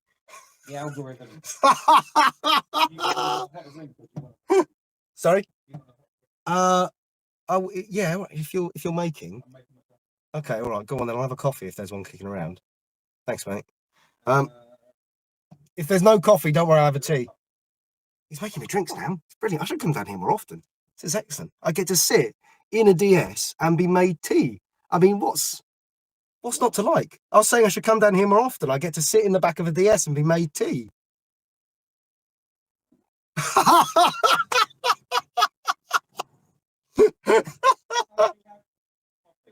Sorry? How do you have the coffee? Black one sugar, please. Black one sugar. All right, what are you saying? A wiper shade of pale. That's a great line, isn't it? That's a great. Do a Kickstarter for the wiper book. Yeah, we should do a Kickstarter. Ian, we're doing Kickstarter now. Old Vox in the garage, Toyota CHR hybrid on the drive, best of both worlds. That's a really nice. That's a good 2-car garage, actually, Barry. I like that. Yeah, CHRs are a car that really have come of age in my book. You know, they've just introduced a new pair of engines in them, and apparently I've not driven them yet, but they're very good apparently. So yeah, that's a really nice 2-car garage. That Tesla powered Volkswagen Type 2 I drove was amazing. This is the problem. I think I think with classic cars, some of them do lend themselves to conversion to electric. From the point of view of, you know, I think if you're if you've got a classic that that had a rubbish engine in it to start with, or the engine is not the life and soul of the car, then converting it to electric is perfectly viable. Although obviously you need to think about upgrading the suspension and the brakes to cope, because it's going to have a lot more power. And you're also using all the embedded carbon and electric powertrain that already exists. So that's great. But there is also a problem, which is that, you know, A, you do need to make sure you do all those upgrades, and B, it's so expensive. You know, that's when it starts to be a problem. So I don't know. I'm in two minds. I'm in two minds about a lot of things around electric cars at the moment. But I do think that, you know, I do think the electric classes are one way of looking. But then, what are you actually gaining, given that so many classic cars do so few miles every year? You know, are you actually gaining anything? Are you actually really reducing the carbon output of a classic car? Then again, you might just want to do it because it gives you a nice, more modern drivetrain. Lots of people swap modern engines into classic cars. Why would it not be acceptable to do that with an electric drivetrain? So yeah, I don't know. It's a difficult one, and it is a long and convoluted debate. You know, it is certainly true that ripping up classic cars is not something I would take lightly. So you've got to be a little bit careful with that. So, but yeah, I don't know. I think it's a good question, and I think we're going to have to think about it, all about the torque. You know, you do get a lot of torque with an electric drivetrain, and you know, dare I say it, there are some cars, particularly old Citroens, that I've like one of my little ideas is I'd love to have a CX with an electric drivetrain, because I feel like a CX lends itself to that kind of silent, whirring, modern, futuristic kind of soundtrack almost. You know, so actually, cars like that might work quite well. I'd do it for the power. Yeah, I mean, yeah, sometimes you do it for the actual what the benefit you're getting out of the electric powertrain, rather than the eco friendly kind of side of it. So it definitely makes sense. Yeah, this is it, Ian. Exactly. You know, you're right. A lot of the CX engines probably, you know, could have done with being a bit better. That was a car that was crying out for a 6-cylinder in my mind. If you want to make your classic more green, then put modern fuel ignition catalytic converter. So yeah, you know, absolutely, that's also a very good point. CX selection. You said it just as I started typing it. Yeah, well, you know, there you go. Rich, I need you to build me an electric CX. He said no. What about now? What about now? It's a little bit later in the day. He said not late enough. Ah, dear. Tempted to EV my heavily modified Humber Sceptre. Cool, an EV Humber Sceptre. There's a thought. See, this is the thing, is it starts me thinking, well, what cars work with an electric powertrain and what don't? You know, where do you draw the line? Where's the point at which it starts? C6 with an electric powertrain. Citroen C6 with an electric powertrain. Now, there's a thought. 24-hour live stream of CX engine swap.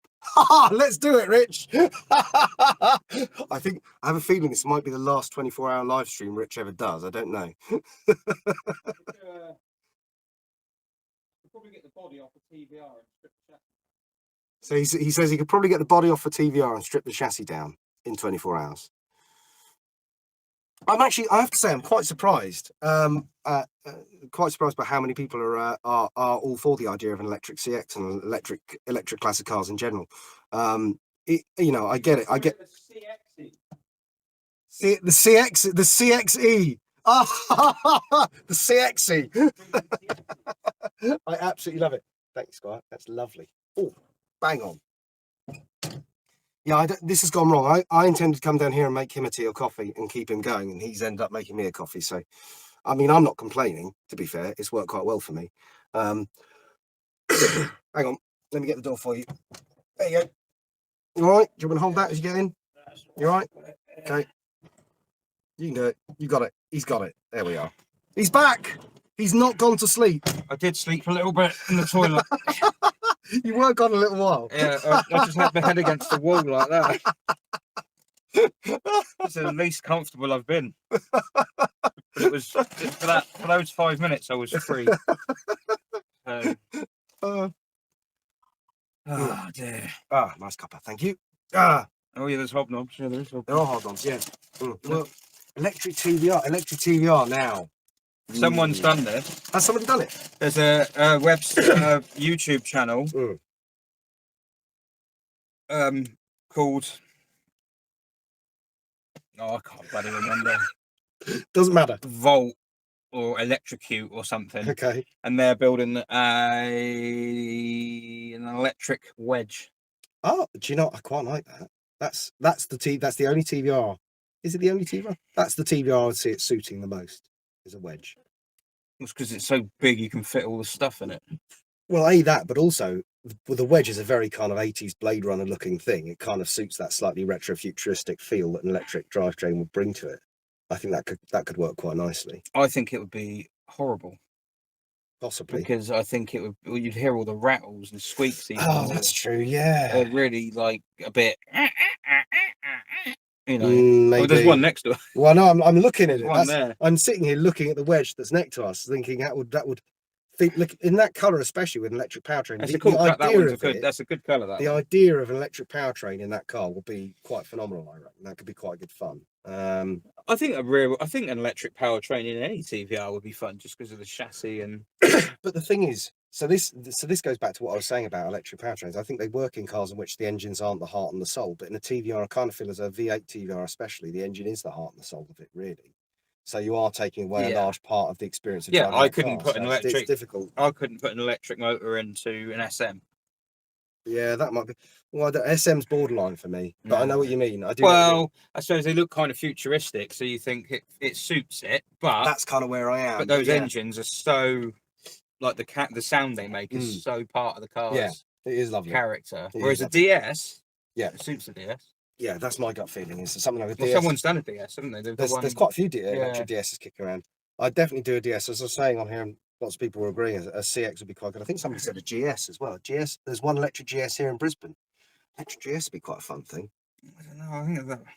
But again, you see, the GS is the engine part of the character. That's the thing. You're right, because it's got that cool little flat. Yeah, the CX's engine's like. Yeah. This is it. Yeah, I think that to me is kind of where I feel it. Like electric Land Rover works because the engine was never part of the Land Rover's character. Electric CX works because the engine was never a part of the car. Electric traction Avant. Yeah. Although I was surprised by how good the engine is in a 1.9 litre traction. Well, I suppose with a traction Avant, that engine is ancient in this, but in the traction, it was new. It was, and actually, what astonished me is actually how modern it felt. I mean, I'm not saying it felt like a brand new car, but for a 1950s was what I drove was post-war, so it was a 50s. For a 50s car, it felt more like, I wouldn't say a brand new car, but much more like a sort of 70s or 80s car to drive, because it basically is. It's a monocoque with front-wheel drive, which is a lot more modern. Yeah, and so of course it feels a lot more modern than what you'd expect to, any other car of that kind of that era to feel like. So yeah, I don't know. I do. An electric one of those would work quite nicely. Yeah. But then with that, it's then packaging. It's where you put everything. Well, that's what I was just thinking. Yeah. That's then not going to get many batteries in that. No, but this is the problem with any classic conversion, is where you put it all, because obviously modern electric cars, they're built with a kind of a sandwich layer in the floor that you can fit a bunch of batteries into. Whereas in a classic, you're having to shoehorn them in everywhere. With the DS, you would fit them in. Because you would, because you've got this space at the front, that hump there. Yeah. The exhaust goes in. Under us is a fuel tank. Yep. You could fit them in there. That's probably why people have done them quite a bit, because you have got the space to fit some. In fact, in the boot as well, there's like 2 levels to it. There's a bit in the bottom. You could probably. The problem is in some classics where you're fitting them in actually in the boot, you're raising the centre of gravity quite a lot, because you're putting big heavy batteries quite high up in the car, and so you can affect the balance of the car, handling balance of the car, and then they can feel terrible. So I think you've got to be quite careful about what you do it to. You'd have to make sure you picked a car that had suspension that could compensate for extra weight. Which is another reason Citroens work very well. And brakes that could compensate for extra weight. Well, this is what I was saying just now, is that actually part of the problem is what quite a lot of people are doing is they're throwing Tesla powertrains in old cars that were never built to handle that sort of power. You've got to do quite a lot of suspension and brake work to make sure it can handle that power if you're going to do it responsibly. And ostensibly, you probably want a bit of chassis strengthening as well, because, there's going to be quite a lot of, especially if it's rear-wheel drive. You start modifying the chassis, you're into another world. Well, exactly, and then you end up with them, they're quite expensive already to do an electric powertrain conversion. So when you start going into those worlds of, uprating everything, it then ends up getting terrifyingly expensive. So you've got to be a bit careful about it. But For something that you wouldn't use that often. well, and this is the other thing is, if you're doing it from a purely eco-friendly standpoint, what are you actually gaining if you do 1,000 miles a year in the car? Yeah. You're not really contributing a whole lot less carbon. No. The only thing you might be gaining is reusing a battery and powertrain that has in a crashed electric car that otherwise would have a ton of embedded carbon in it that is then not getting used, sort of thing. So I've got a 6 Prestige without an engine. Where are you? 6 Prestige without an engine. Sounds like a bit of you, that does. It does, doesn't it? A bit of you, yeah. Bung an electric powertrain into it. You could, yeah. Yeah, you could. But you should learn about these. You could. You should learn about these skills because it's something it could be an extra string to your bow. It could be I an don't extra need part more of your business. strings on my bow. Could be an extra part of your business. So See, this is how I get Rich to work. So I should point out my relationship with Rich. We've known each other for quite a long time, and basically my relationship with Rich is that I pay him to make my rubbish old cars work a lot of the time, as well as being good friends with him. He is the poor sap who is lumbered with the cars that I buy. But I would say that is also partly his fault because he convinces me to buy them in the first place. No convincing at all. You did a lot of convincing on the TVR, to be fair. I didn't do you a lot of convincing. I just gave you a book. You wrote a book for me. No, I didn't. Damn. What gave it away? Was it for Alex in the Buy one of these. I've been telling you for 20 years. Buy one of these. It didn't bother me. So Rich has looked after how many of my BXs? 2, 3 of my BXs. You did some work on the grey one. I didn't really work. Oh God, yeah, I forgot about that. Did some work on the grey one. Oh, that was just on the driveway, wasn't it? True, It wasn't really doing any working on it. It wasn't a business thing. But we'll count it. Because it suits your narrative. Yeah, exactly. Look, this is what I do. This is, I make stuff up that works into a nice narrative. I cherry pick and then make the facts up later. that's how journalism This works. is where I want to get, and this is how I'm going to get there. It's not like we're going to take the facts and see where we end up. I know where we're ending up. I just need to figure out what I need to tell you to get That's how we do it. That's how we do it. No. Same as conspiracy theorists. That's it. Yeah, exactly. Well, but there's quite a fine line between journalists and conspiracy theorists, Well, yeah. No, so it was the grey diesel and the 2 16 valves I had you've worked on, and then I went. One of them I prefer not to discuss. Yeah. That's fine because I prefer not to discuss it as well. And you actually sold me the grey one, to be fair. You sold me a Xantia. You wanted to buy the grey one, didn't you? I did. Well, I did want to buy the grey one. Yeah, you said to me sell it to me, and I was like, no, I don't want to sell it to you. I'm going to sell it for more money. You're like, well, no, sell it to me for more money. It's a nice one. To be fair, I think you also said I've got a grey one here, and we could make it we could make one good car out of 2 slightly crap ones. Which was the idea behind me taking on the grey one, which worked, and then it got T-boned, unfortunately, which is a real shame. It's sad the grey one doesn't exist. Didn't get T-boned, it got hit sort of. No, you're absolutely right. Offset head on. It T-boned something else because something that pulled out on it. Something pulled out on it, yeah. And I think something pulled. I think a Volvo pulled to one side in the road. And then it was going to do a. And then just did a U-turn at the last minute. That's it. Yeah, that's such a pity because that was a really nice car. That BX put up a fight. It did. It kept its occupant in good fettle, so that's something, isn't it? Somehow, looking at it, which is remarkable. I wouldn't have said the car you want to be in a crash as a BX, but actually it did pretty well. Yeah, it did do quite well. Have to hand it to that. And then you didn't look after the BMW because you're not a BMW person, but you did look after the TVR for your sins. I've built 2 BMWs. Oh yeah, you have. I remember built M3 Touring. The M3 Touring. You came and did an article. I did a review on the M3 Touring that you did, and that was a cool thing. That was awesome. But it was a nightmare for you, wasn't it? It was a painful process, I seem to remember. It got a little weird towards the end. There's certain things you probably don't want to say too much on camera.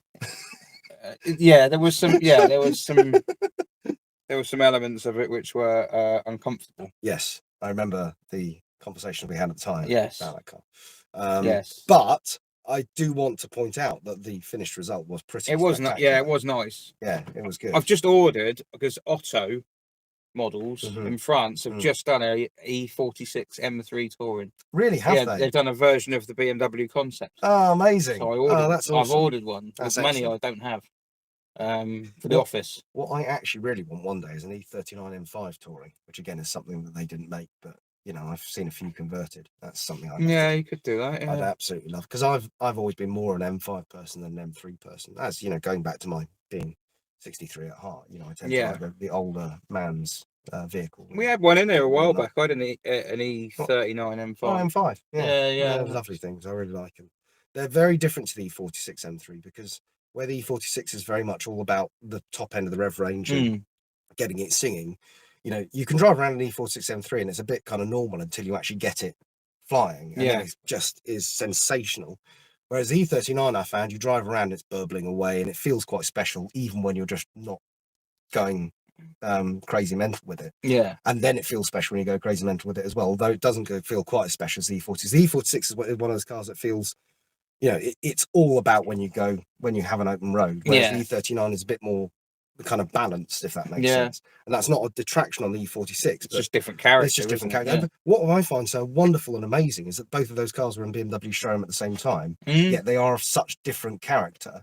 They really were built for two. You can feel they really were built for two very different specific reasons and buyer types. You know, they're wonderful, wonderful. I think those were kind of peak BMW personally. That was kind of where they peaked. Probably. They probably were. Yeah, they were. Lovely, lovely things. We're up to 5,132. That's good going, folks. We can do a bit more than that, though. I think, can't we? We can do a bit more money. Come on, what we said. One that was a 6 Prestige electrify Hillman Imp with a Tesla drive unit. God, that'd be terrifying. My Sacto engine killed the gearbox in that, let alone a Tesla motor. Imp with bloody Tesla power. That would be just terrifying. Tiny little wheelbase. All that power, all that torque going through the back wheels. Yeah, with the wheelie. It pretty much would. You'd just be going everywhere with the back wheels spinning up. Or bend. I see the 14-hour delirium is set and save the lithium from computers and psychotic medication. Fair point. How about transferring a hybrid drivetrain? See, I think it'd be more complicated to hybridize something classic because you've got to port over all the petrol engine ECU control unit in the center and all of the electronic bits and bobs as well. So it'd end up being quite I would imagine, I don't know, I have no experience of doing so, but I would imagine it'd be quite a complicated process. I could be wrong, but it's certainly something you could do. It's a thing that could be done. But it might be interesting to do it to an old Toyota, actually, to hybridize an old Toyota with a new Toyota's powertrain. That might be quite, like an old Camry or something like that, or an old Prius. Or an old Prius has already got hybrid powertrain, hasn't it? Yeah. So, I see what you're saying. Do you know what I'd like? I'd like to put a V8 in a Prius. Rear-wheel drive V8 Prius. I mean, you have to basically, what do you call it? Take out a loan. Rip the whole thing out, and it'd basically be a silhouette more than anything else. You have to, there's a word. I can't remember. Where you basically make the inside of the car custom built and resto mod. No, I can't remember the word for it. It's anyway. Somebody on bastardized. I mean, that is a word that you could use. Yeah, it's not the word I'm looking for, but it kind of works. Ruin is also a word. Yeah, absolutely. But then I think there are a lot of people who'd say that you're ruining a classic by putting an electric powertrain. Yeah, so, yeah. I think it depends on the classic. I think so. I think you're right. But yeah, where were we? We were talking about something else. We've gone on to something else before then. Oh yeah, you making me buy a TVR. That's what you did. You made me buy a TVR. Yes. No, I didn't make you buy a TVR. Yeah, you wanted to buy one. I did, to be fair. I did. And I'm glad I did. It was a lovely thing. And I sort of do regret selling it, but one has to. Does one? One does. One does. One has to when one is facing financial ruin. Partly due to owning TVR. when the alternative is one lives on the one street. Exactly. When the alternative is that one is homeless. One has to sell one's TVR. It wasn't that bad. No, it wasn't. To be fair, actually, it wasn't. It wasn't that. But part of my feeling about owning that car is I feel sort of relief over having owned it and got away without having to spend too much money on it, you know. So that's kind of where I am with it. Because, and this isn't a bad reflection on TVRs, I firmly am of the belief that their reputation is somewhat unfounded. I think there is still a level of difficulty and financial expense in looking after. However, yeah, well, quite with one of those, definitely. He's pointing at, what's that? Is that Cigaris? It's a Tuscan. It's a Tuscan. He's pointing at a Tuscan on the ramps. So yes, fair point. But mine was actually, the thing is about them is they do go wrong, but they're also quite not that difficult or expensive to repair when they do go wrong. That's Not my really, argument. not Chimeras. No, Chimeras are pretty sound. No. So Pretty anyway, sound cars. this was actually a conversation we were going to have, because one of my proposed replacements next year is, I mean, I've got a few ideas, but one of the things I'm thinking about buying is possibly a CX. So a like for like replacement. Exactly. Yeah. Exactly. So what I was, and you said to me when I pitched this to you, you said, I think a CX is a more complicated beast, or more complicated to own. I'm possibly using the wrong words here, than a Chimera. Yeah. So explain. No. Oh. Well, that's that conversation over with Not you, your folks. puppet. No, I just think, no, I think it's a CX is a lot more complicated in terms of mechanicals, which obviously you could probably assume. You've got rust to contend with, which you don't really have on the CVR other than the chassis, which you can check that first. So is the CX harder to check for rust then? Are there bits you can't see that go? No, but they rust in a lot of different places. Okay. And none of it is cheap and easy to fix. Right, I see. Okay. And then you've got the normal. I'm not saying they're bad cars. No. I know. It's just I think in terms of how difficult something is to own and keep it up in tip top fettle. I don't think the TVR would be any easier, any worse rather. I think the CX would be just as difficult, if not more so. The only thing you miss out on maybe was like the TVR's service costs, where you've got every year you have to check it in the usual places. Sure. To make sure nothing's about to go wrong. Whereas in a CX, people would probably not. I'm with you. They treat it more like a normal mass-produced car. Yeah. But you'd probably want to treat it like a TVR, really, wouldn't you? In that regard. A little bit, yeah. I mean, if you look after them, but I mean, there's and if you buy a CX, it's a complex car. It's an old car, so you don't know. There's no way of knowing how much will go wrong with it. There's a man with the DS. So where I am with the next car is, I have spent some time around Citroens this year, and it's reminded me that I really do miss them, and I kind of want another one. But I'm also hamstrung by the fact, and I would want it to be hydrogen pneumatic as well.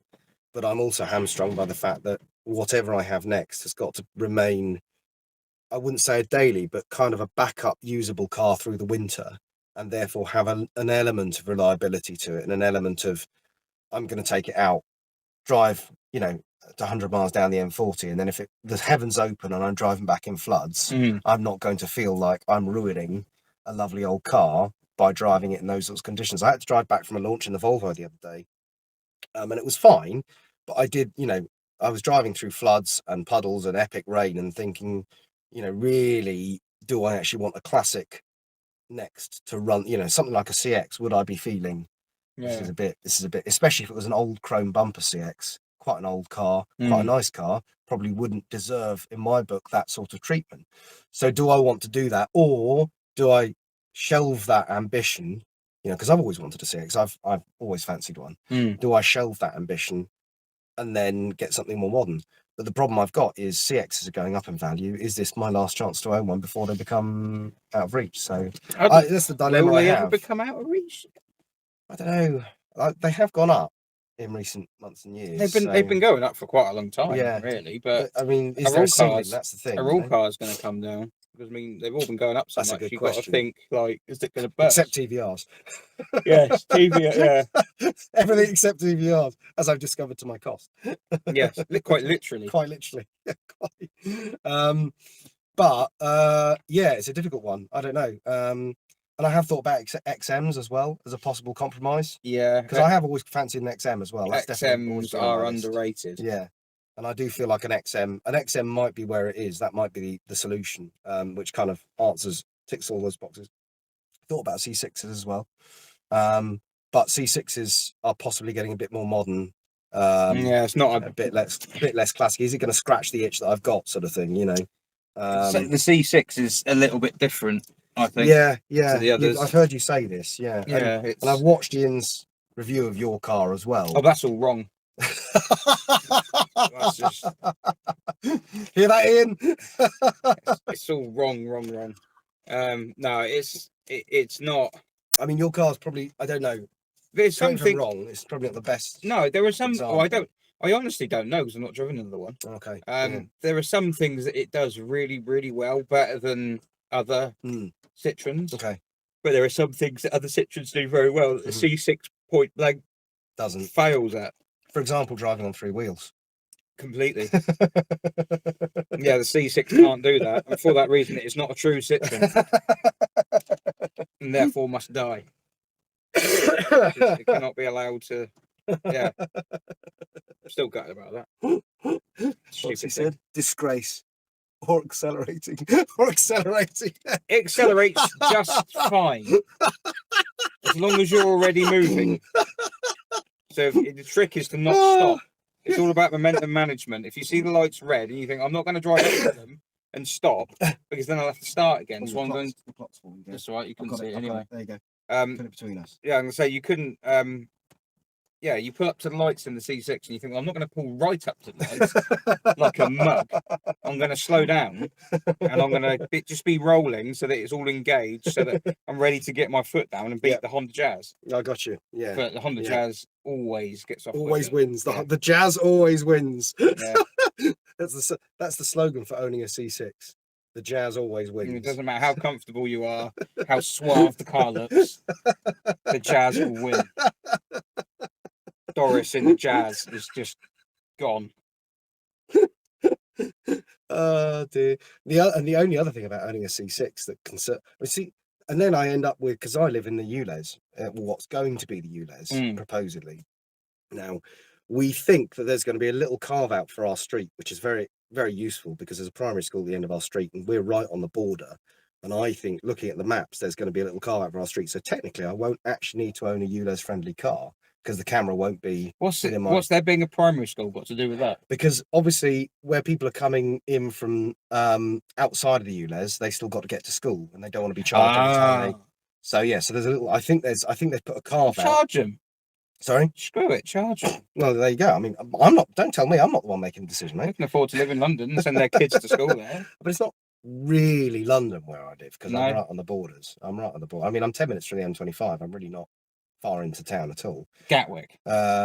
Pretty much, yeah. You know, That's not London I'm just within the M25 around that area. So Croydon. That kind of bit, yeah. And we are literally right on the boundary. So, you know, what you end up with is actually, you know, if we were within the ULEZ, I mean, literally, if we were within it, the boundary would be about 500 yards up the road from my house. So I really don't want to be getting something that's going to be ULEZ unfriendly. But having said that, if we're not within the ULEZ, I can just about justify it because I can drive out without getting charged. I've just got to never drive in, basically, which is fine because I probably wouldn't be driving an old car in anyway.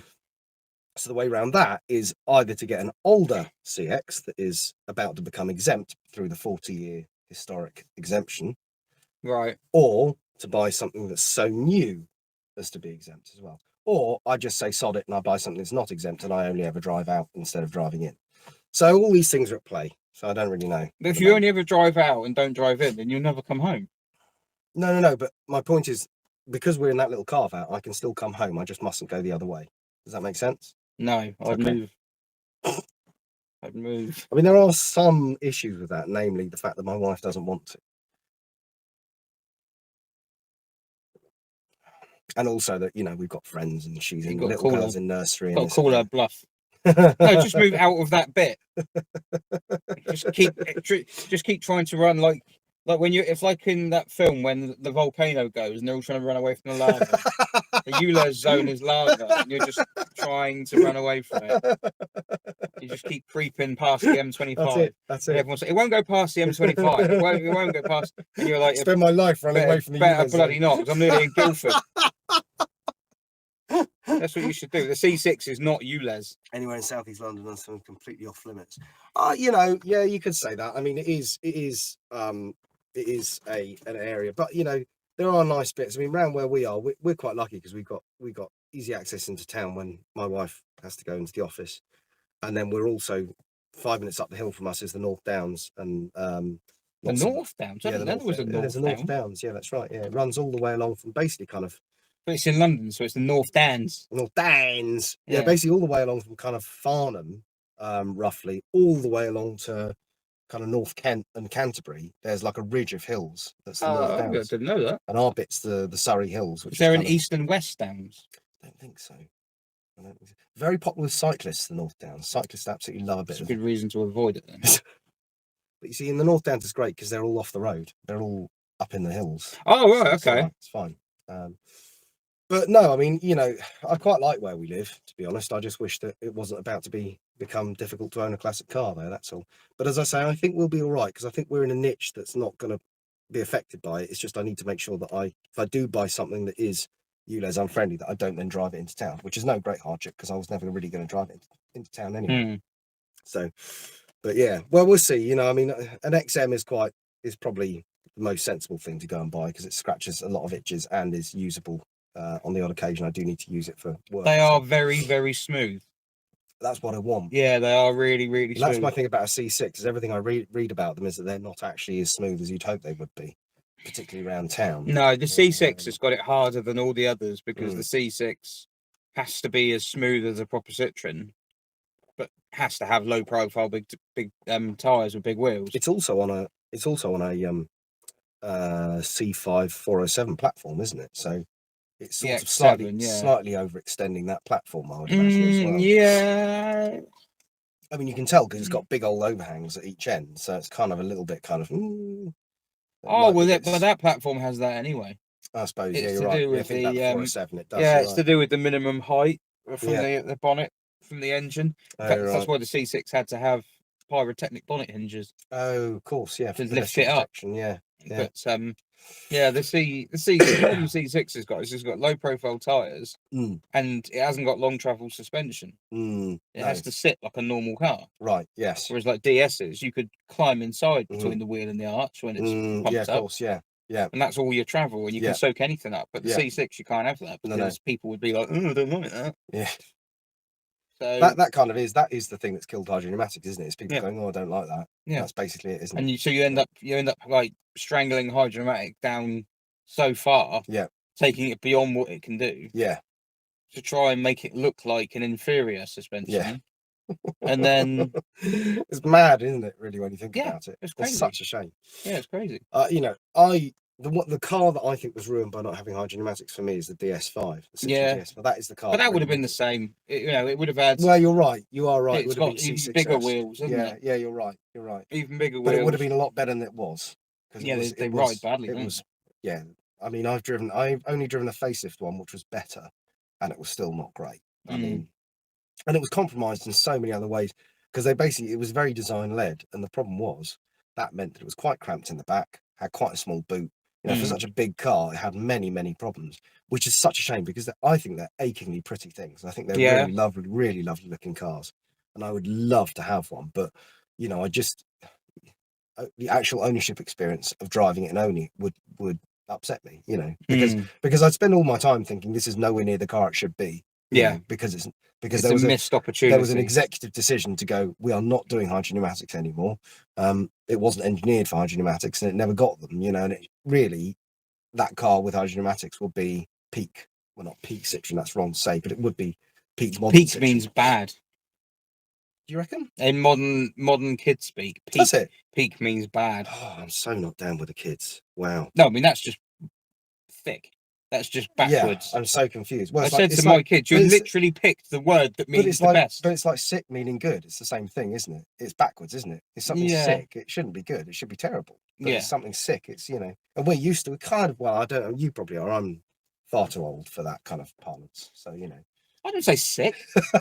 you're Unless I'm feeling sick. You're more down with the kids than I am, though. Surely you must have some sort of semblance of I've got teenage boys. I'm not. I see people ride It's a Vibe on like Instagram and stuff, and I'm like, what do you mean it's a vibe? I don't understand. What does it mean? Do you know? No. Oh, well, that's no help to me. That's why I was asking, what do you mean? I don't. I'm not being funny. I don't know. No, it's when I say peak, I mean the best. Yeah, well, I mean the pinnacle of yes, something. and that's as I would think it every minute. But I'll have to go onto Instagram. I wouldn't know. I wouldn't know about any other definition. How do you do, fellow kids? That's me in my whole life. All of that. When I first saw that meme, I was like, I feel seen. Somebody got me. It's amazing. That's my life. That's literally teenage years. Yeah. Well, how are you liking the Volvo? How am I liking the Volvo? I like the Volvo. I do like the Volvo, actually. It's a funny car because it's a car I've always looked at and admired, but never really thought of owning until this one came up. And it is a curious little thing in that it looks like a sports car and it feels like it should be a sports car, but then you're constantly reminded that it's been engineered by Volvo. And so at every turn, there are bits that feel distinctly unsporty. So it's this odd mix of sportiness and not sportiness. Like, for example, it handles really well. The chassis is actually quite incredible. And I believe, and I could be wrong here, but I believe that Lotus had a hand in the chassis engineering of that car. And it corners so flat and really, really well. And, you can hustle it along a B road at quite surprising speeds. And yet it also has a turbocharged engine that feels quite flat because Volvo dialed back the boost quite a lot because they wanted to make it reliable. It has a fairly unhelpful automatic gearbox. It feels kind of Volvo-esque. Is it clunky. automatic? Yeah, mine's an auto. Yeah. Oh. It feels quite clunky and Volvo-esque inside. But also the weird thing is the build quality is not great, and it's something that the 480 was criticised for when it was brand new. You expect a Volvo to feel really solid and chunky inside. And actually, it's got quite flappy plastics, and it feels more like a BX inside, to be honest with you, than a Volvo. I saw a little twitch there when the words "bad quality" and BX, and you were like, "Mustn't." Do not kill him. But I think we can agree that the BX interior plastics are not quite as good as they. No, the plastics aren't. No, but this is what I'm talking about. But they are good enough. Yeah, and this is the thing with the Volvo; it's good enough. But you expect in a Volvo, it's going to be more solid feeling than a Citroen, would you not? So I sort of had that expectation, and it's not. So there have been certain things like, and little things like the sunroof doesn't wind back; it only cracks open like that. And you kind of think, why can't I wind it back? But anyway, so little things like that have been disappointing. But equally, I think it's fantastic to look at. It's really fun to drive, and it's just such a cool. And people love it. I've been amazed how many I've had people wind down their windows in traffic to talk to me about it, which I was not expecting. I never had that with a TVR. I never had that. Do they do it with hand signals? Yeah, funny enough, they do. They quite often gesticulate. It's quite often just one finger, Yeah. It's interesting. How did you know that? It means they had one of those. Is that what it means? I had one of those. Okay, right. And I salute your choice. So how do I respond to that? How do I salute them back? You Two smile. fingers? No, you smile. Okay, all right. Maybe a wavy hand. Maybe if I wave my hand backwards with a slightly clenched fist, that will be a reverse. No, it doesn't suit you, Alex. You can't imagine. You must doff the cap. Doff the cap, which you're not wearing. Yeah. Tug the forelock. I haven't got forelocks either. If you start doing this to people with no hat on, they'll be like, he's a psycho. Drive on. In my little Volvo. Yeah, with lights going like that. Yeah. The lights do that at the moment. The pop-ups. If you turn the pop-ups, if you turn the headlights on in the garage, one comes up, and then when you start moving, the other one does that. Comes up in little bits, so you can't see on the camera. The other one does this. Comes up in little installments, which I suspect means it's going to break at some point in the next. Yeah, I don't think it won't come up at all. I don't think that's how it's meant to work. I think you're probably right. I think that could be telling you that it's not happening. It's probably going to break at some point, and I'm going to have only one headlight. I would actually contest. I think that's already broken. No, it's a character feature. That's okay. That's a character feature, right? And we like it for that. But when it breaks, then it's not a character feature anymore. Then it's annoying. But as long as I can, I was just going to say, as long as I can get it up, but it's not quite what I intended. Your words, not mine. As long as I can get it up, yes, I'm happy. Well, you are coming on 60. Fair play, It's a good point. It's a good point. So I do like the Volvo. I don't think it's going to be a long-term keeper. But it would have really? been it would have been a fun thing to have played around with and owned. Last time you told me you were going to keep a car long term was the Capri, And I which I did. am never going to sell. Now, well, I've never ever said that about a car since because I didn't want to fall You into know that trap. full well that you would. Exactly, and I never said it about the bit. To be fair, I've had the Capri was 5 years, the BMW was 5 years, and then the TVR was 2 years, which is quite long term for me.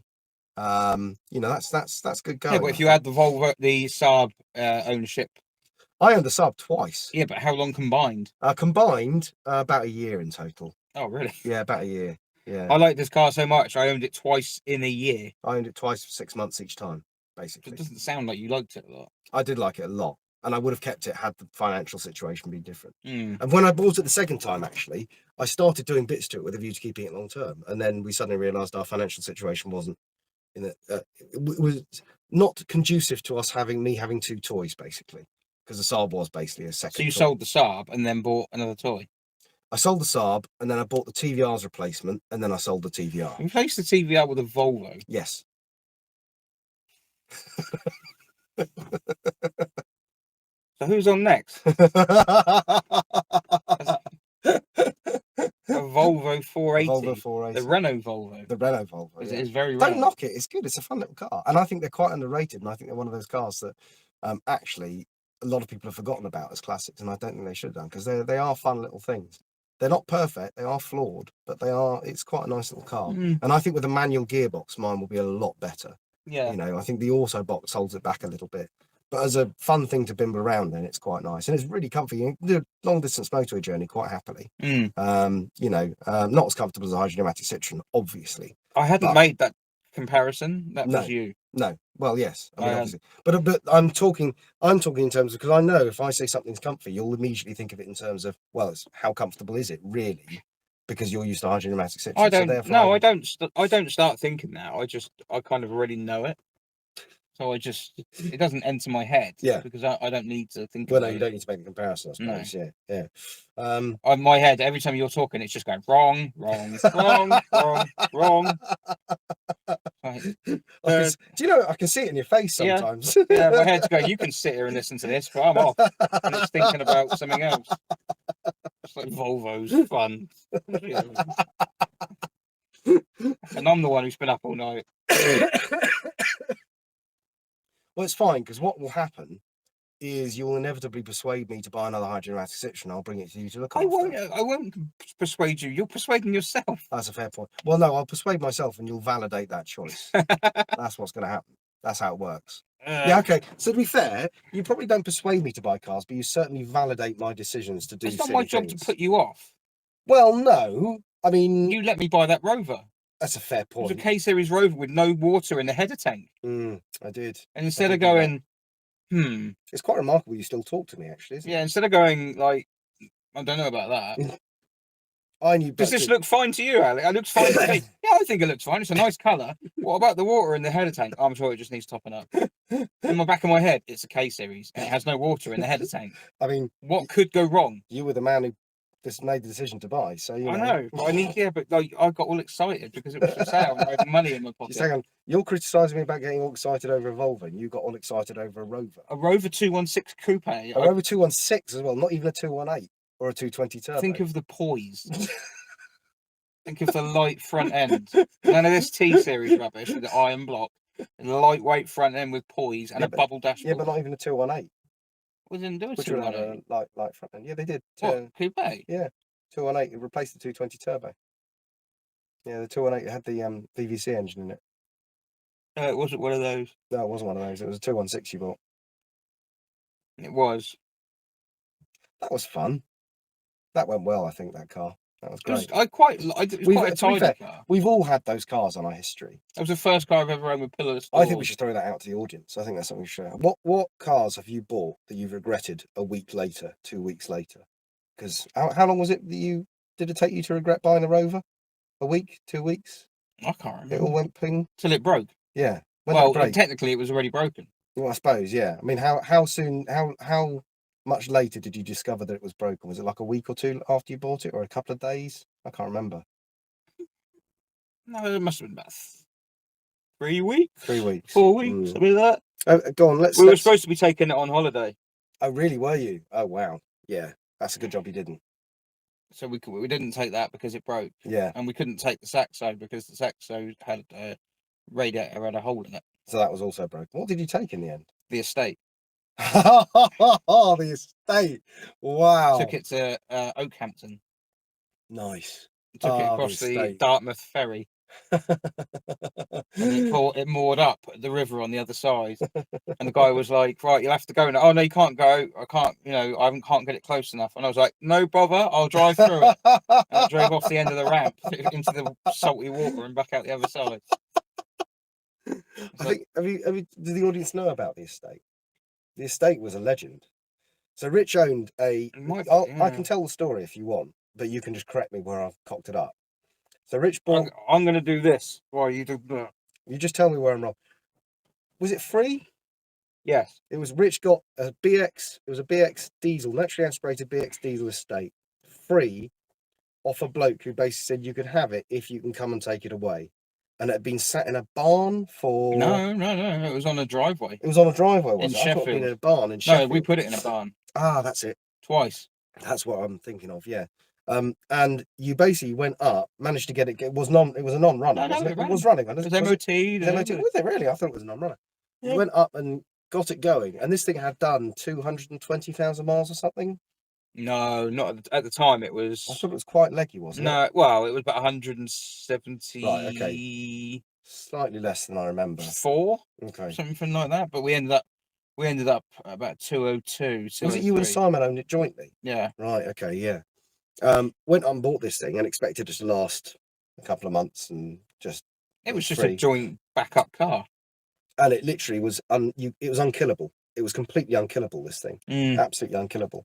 Yeah. And you tried to kill it. Well, not actively tried to kill it, but there were a few times when you thought, right, this'll probably be it. It probably won't. Oh, when it overheated going into the NEC. Yeah. In 2013. Yeah, that's it. Because it had no water. And I ended up just giving it to someone while I was up there. I gave it away. Did you? Yeah. Because I thought, oh, I can't get that home again. It was miles away, so I gave it away. Yeah. And he kept it for a bit, and then he gave it away. Yeah. And it never did any work on the engine, and it lives on. Is it still going? Yeah. Unbelievable. So this car, I mean, did you service it? No, it never got like a service or anything like that. It just trucked. It got new spheres to make it ride properly. And we put a rocker switch on the heater. You used it for towing things as well, didn't you? Oh yeah. Picture of it with a big trailer on the back of it. Yeah, I got pulled over. Oh yeah, you did, didn't you? Yeah. The trailer was twice the size of the car. And I didn't have a license to pull it at the time, which I didn't realise either. Until I found out at Fleet Services. Yeah. And couldn't do anything with it. No, jeez. Yeah, that was a hell of a car. It was a great car. So we started talking about cars you regret buying. That was the one. That was probably your greatest success, the estate, to be fair. I've had many successes. Many successes. Great many great successes. To be fair, possibly the greatest successes. Nobody has had greater successes than I have. No, nobody. I'm an expert at successes. Yeah. Nice. Possibly the best successes. The best, all the successes. Except the Rover. What have people been saying? Oh, we got Skoda 1.3. A V6 Freelander on LPG. Oh my blimey, that is terrifying. How could you have thought that was going to go well to start with? That's a bad one. I've not regretted the Camry. The Camry. I regretted the Camry for him because he was on about getting a Berlingo and he was messaging me about getting a Berlingo. Yeah. And he goes, I've got a new car. I said, what is it? He said, do you want a spoiler alert? And I was like, oh no, fair enough. No, I'll watch it tonight. And then he revealed it and I went, what's that? What are you doing? That's literally the worst thing. Short of buying a tank, that's the worst thing you could, or a milk float. That's the worst thing you could have got. To be fair, I quite like that shape of Camry. No, but yeah, fine. Yeah. But there's already one big gas guzzling barge on the fleet. Ah, true. Yeah. Yeah. Which is going nowhere. Yeah. Yeah. So it's redundant before it's even been added. Yeah. I think he got. I think it was the wipers. It's the wipers. I was going to say it's the wipers. I can understand it. I get it. Yeah. I bought the Volvo for the pop-up headlights, so I get buying a car for the wipers. I absolutely understand it. So it's fair enough. Pop-up headlight. The pop-up headlight, yeah, the slightly one-sided, lopsided pop-up headlight. It was all fail. Got there in the end. Yeah, we did get to Billingo in the end. That was a good shout. What else have we got? SC100. I bought a Suzuki SC100 once. Oh dear, 3 weeks later I sold it for parts. Got more for the engine. Oh, that's sad. What's an SC1? WizKid. Do you remember the WizKids? Suzuki WizKids? The little coupe things. I'll show you a picture. Oh, the little Yeah. little notchback type thing. Well, it's not quite a notchback. not But quite yeah, a notchback. I think you're thinking of the It's right got thing. an Alpha Sud type bootleg. That's it. Yeah. That's it. Yeah. Little tiny thing. Yeah, they're hilarious. Was that a K car? Sorry. I don't know. I don't think. Was it not before, or was it? Maybe it was that little thing. Yeah, they're really cute. I love those. This is an SC100 for anyone in the audience who's not aware. Lovely little things, cute little cars. Hubnut Milk Float. There's a house near me. It has 3 Camrys that shape on the drive, and none ever move. You know why? Well, yeah. They're balked. Head gasket failure. 6 head gasket failures in 3 cars. To be fair, I mean, I've had them. I've had more car failure. Not recently, touch wood. I've been pretty good recently, but I've had some fairly. I bought a Mark II Golf automatic once because I needed a runaround and it was local and it lasted a day. It would have been quicker to run around. Well, it would have been, yeah, but it lasted a day and I bought it and I drove it home, and on the way home I thought I shouldn't have bought this. I think this might have some problems. And the next day I drove it to work, and on my way back from home I stopped at Tesco Express to buy something and it wouldn't start again, and it never started again. That was it, because I took it to the little local garage and he said the problem is what's happened is that the gearbox has screwed itself, and that's, I can't remember what he said. He said it's something about the gearbox having. The starter having, the fact it wouldn't start was down to the fact the gearbox had messed it. So he was a Volkswagen specialist, so I took him at his word. He might be telling porkies. Did he offer to keep the car for 50 No, quid? no, he didn't. He wanted shot of it, and that was why I thought he was probably not. Get it out. It's literally just like, I'll make it go away, please. I should have known because the number plate said PAP on it. G962 PAP or something. And I sold it the next day to some dodgy looking bloke who turned up and loaded it onto a trailer and probably took it for banger racing or something like that. Anyway, that was not a great success. I didn't pay a lot for it. You did better than me with the ZX Furio. The ZX Furio, I don't remember the ZX Furio. Citroen ZX Furio. Yeah. But I put a deposit on it. Right. And then got home and went, I don't want that. Why did I do that? And I rang them up and said, I'm really sorry. I don't want it. And they were like, why? What's happened? I said, no, I've just got home and thought, I don't want that. I got home and thought, no, I don't want it. It's like a ZX Furio is like you wanted a 16 valve, but you couldn't even get to the Volcan, basically, isn't it? It really is quite a warm, very lukewarm, rough ass engine. Is it? Yeah, the 1.8, the early 1.8. So were they not great? Nah. Mm. No, they weren't good to drive. They look quite good. The Fury, was it a Volcan body kit? No, was it not? Well, I know it had Volcan bumpers. Well, yeah, Volcan. I suppose it. Yeah, no, I suppose it technically it was because it was just Volcan bumpers. I guess. But it had no side mouldings or anything. It was kind of like basic in many ways. I mean, to be fair, most of the later cars that were just completely my ZX first car had Volcan bumpers on it because it was an SX, and the later ones just had. Oh, that's the later one. Yeah, they ended up just putting the Volcan bumpers on everything by the end of it. Yeah. So it's not far different to what it was. Literally not far. This was K-Reg. It was a black K-Reg one. Would it look nice? 3-door. Yeah, I can imagine. No. No, because they've got them cheap tacky wheel trims and stuff. Have they? Yeah, Fierios did. Yeah, I suppose you wouldn't have those lovely Volcan alloys, which kind of set them off. I don't really like the Volcan alloys. I like the 16 valve alloys. I like the 16 valve alloys as well, but I think the ZX 16 valve is not a bad looking car, actually. I think the ZX 16 valve is a terrific looking car. I think it's one of the most underrated hot hatches out there, frankly. You can't find them. There's one for sale now. Really? Where? Facebook. Oh, well, that's why I haven't seen it, because I'm not on Facebook. Too good for Facebook. Send me the link later. No. He's a good friend. Am I your slave? He's a good friend. Send me the link now. I don't like your tone. It's, I think it's a white one. It might be green. It's easy to get them confused. Yeah, or red. If I go through the rainbow, I'll find it. It's one of them. It is a colour. Yeah. We know that much. It is a colour. It has got some paint. It's not black. It is a colour. It's not an absence of colour. I have always wanted a 16 valve, to be fair. I don't think I'll buy it, but I would. The engine's a bit lethargic. Yeah. Yeah, compared to the BX Slump, it's got these variable intake runners. Yeah. Okay. Just a bit. Are they reliable? Because everything I've heard of with variable intake runners always ends up being a No, they're pain not. in the backside. They're, Right, okay, yeah. they're like vacuum operated Oh, really? Okay. until they're not. But the best ZX you could get was the Dakar, which What's the we never Dakar? had. It was you could buy a ZX 16 valve Mm. with Zara VTS running gear.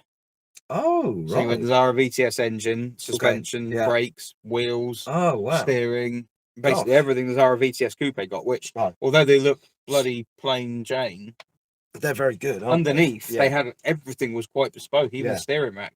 Really? Yeah, it was quicker Gosh. ratio steering rack. So Nice shit. and the ZX Dakar 16 valve Dakar had all that gear Oh, gosh. in a ZX shell. I didn't know that. I'll have to go and look that up when I get home.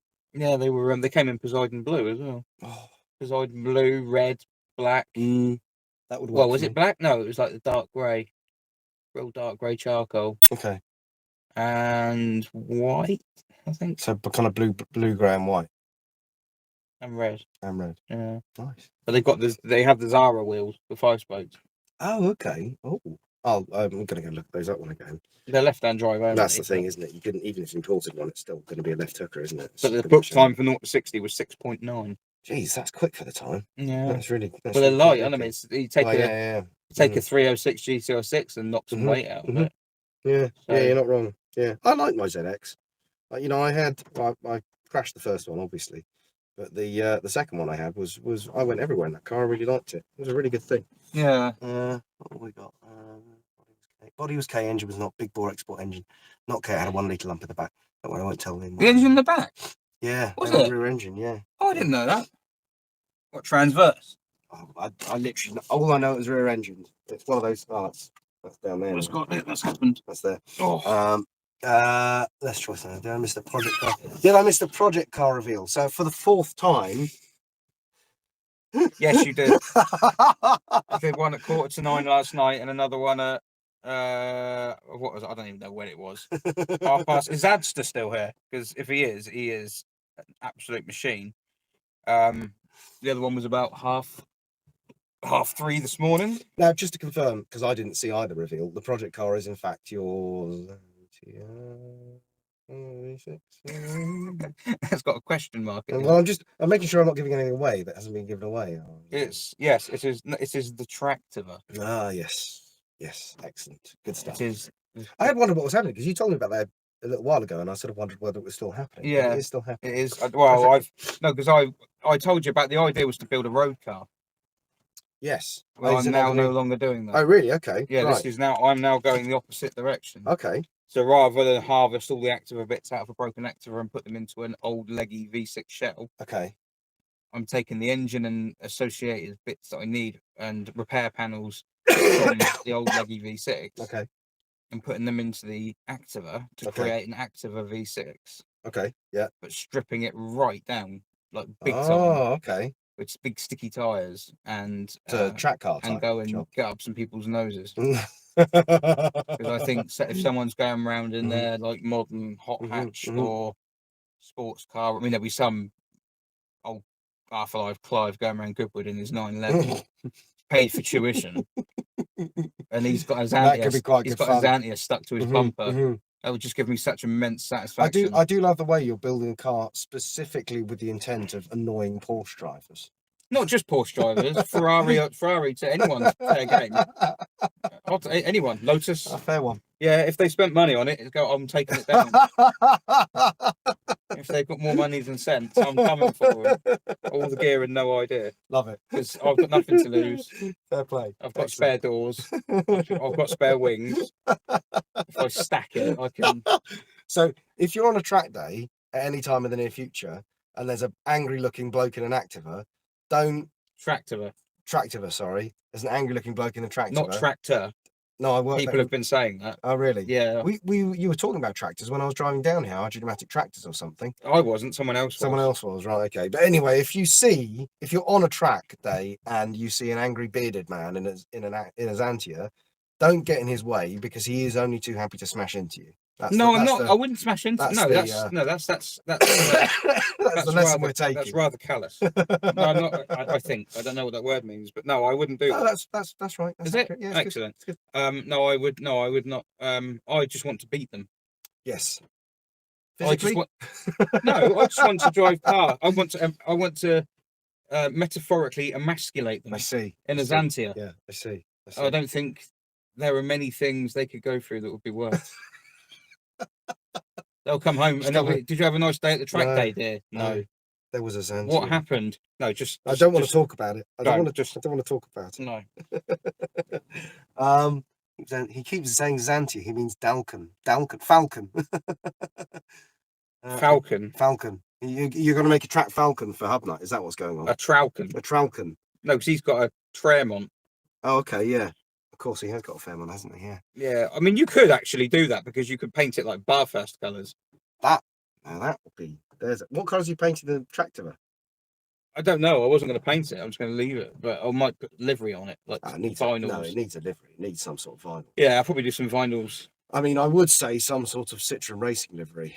It would just say, "Did I mention I have an SM down the side?" It will say it on the back, and when I emasculated the old boy in his Porsche Boxster or whatever, it'll be like, "Oh, that bloke's just done me in his accident." And he'll drive past. He goes, "He's got an SM." Oh, and he'll just knock the engine off. He'll just pull over. Do you know what's a shame? He'll call a divorce lawyer for his wife, out of courtesy. I was going to say it's a shame that Citroen didn't do a touring car at the time. They didn't do it. This is another reason I'm writing that wrong. Oh, Because so far in this live chat has taught us nothing other than how to raise money for a noble cause, it's that the only cars missing from BTC was a Citroen Xantia and a Fiat Marea. Oh, yeah, that's true. Is that it? Is that all that was missing? I suppose they had all of the family cars at the time were there. Well, there weren't any VWs. Oh no, that's a good point. But then the Passat. But they had the Audi, really, so that's kind of rag. Kind of, yeah. Yeah, the Passat at the time was a bit of a lard ass, wasn't it? It was not ideal. But then the 850 was as well. They made a. Well, yes and no. The 850 was. It was a bit heavier, but it wasn't that much heavier. No, you're right. And the 850 actually had quite a good chassis on it. Tom Walkinshaw. Yeah, TWR. That was. I remember though, that was so exciting watching those. I know they weren't very good, but I absolutely was so excited to see an estate car. But you know what it was? Because they weren't allowed to put any aero on the cars. And that's the season that Alfa Romeo famously the Silverstone, sold them. You could buy a 155 and the valance and the spoiler are in the boot. They're not fitted, but yeah, they're part of the car. Just like, that's such a. I absolutely. Do you know what? That was an awful thing to do, but I absolutely love the cheek of it. I absolutely love the Italians would see sheer that as brass cheap. neck of doing. The Italians would just see that as fair game. Absolutely, but I love the like fact you just didn't think of it. Exactly, that's it. But then BTCC just went, all right, well, we'll just make everyone do it legally then. Yeah. Well, Renault did a Laguna, didn't they? It was literally a Bogo 1.8 litre Laguna with a huge, great big spoiler on the back called the Laguna Airflow. And that homologated, yeah, my neighbours had one in my parents' house. They had a Laguna Airflow. Oh, right. They had this little sticker on the back that said Airflow, and all it was a completely bog standard Laguna with a huge, great big spoiler on the back of it. With a huge drag device on. Yeah, and it was literally that was the spoiler they put on the BTCC car to homologate it. It was just, I mean, it was the most. But I almost love that because they had to homologate it, they just went to the extent of doing that sort of thing. Well, they had to do 2,500. That's it, yeah. But when they changed the rules, they made it 25,000. Did they? Yeah, right. And they said you can do what you want with aero. Right. And so that's the reason Volvo went, because originally Volvo used the estate because the estate was 2% more efficient in the wind tunnel. I see. Than the saloon was. And they didn't have marketing. Well, they didn't. No, they didn't. No, it wasn't marketing. They didn't have any saloons. Right. Okay. At the time, when they started developing the car, they didn't have any saloon shells. I see. To build it from, so they tried an estate. They did wind tunnel a saloon in Sweden, and the estate was more aerodynamic. So they were like, "Oh, okay." Well, they were like, then. "Well, it's got to work because it's not just advertising. They're not expecting to win, but if it could just not be embarrassing." You know what? It did work because the 850 was the coolest Volvo 850R for a long time. The 850Rs. I mean, that's another car. That's the 2,500, wasn't it? That's another car that's on the list of potentials for me next year. I wouldn't mind an 850R. They're really cool things, and it would do all the practicality things I would want it to. But they were, and that is all. We're still talking about it today. That's how good a marketing move it was. Yeah. Yeah, no, the We got here. You're missing the taxis. Race ready. The fun is that Australia got European design cars with Australian engines like the Chrysler Ventura. I don't know the Chrysler Ventura. I'll have a look at that in a bit. It's because the Aussies didn't want 4 cylinders in the day. I keep missing the new car reveal. The live stream's working much better. The foliage on the A46 at Lincoln has grown back after they resurfaced it post Ian's off. There was definitely an issue there. I like the TWR Volvo engine. Where to get around not being allowed to re-angle the valve seats? They machined the face of the head, and that's very good. I like that. On that, really, note, I didn't know that. That's great. I'm gonna go to the loo, except I'm trapped. you just need to work your towny thumb a little bit more. Is that? Oh, I didn't realise I needed to push it at the same time. There you go. Oh.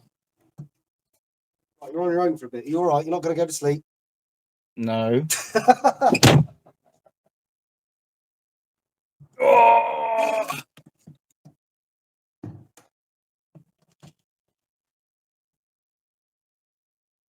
Hello. What time is it?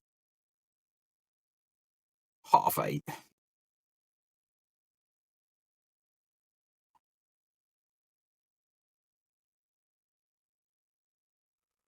Oh yeah.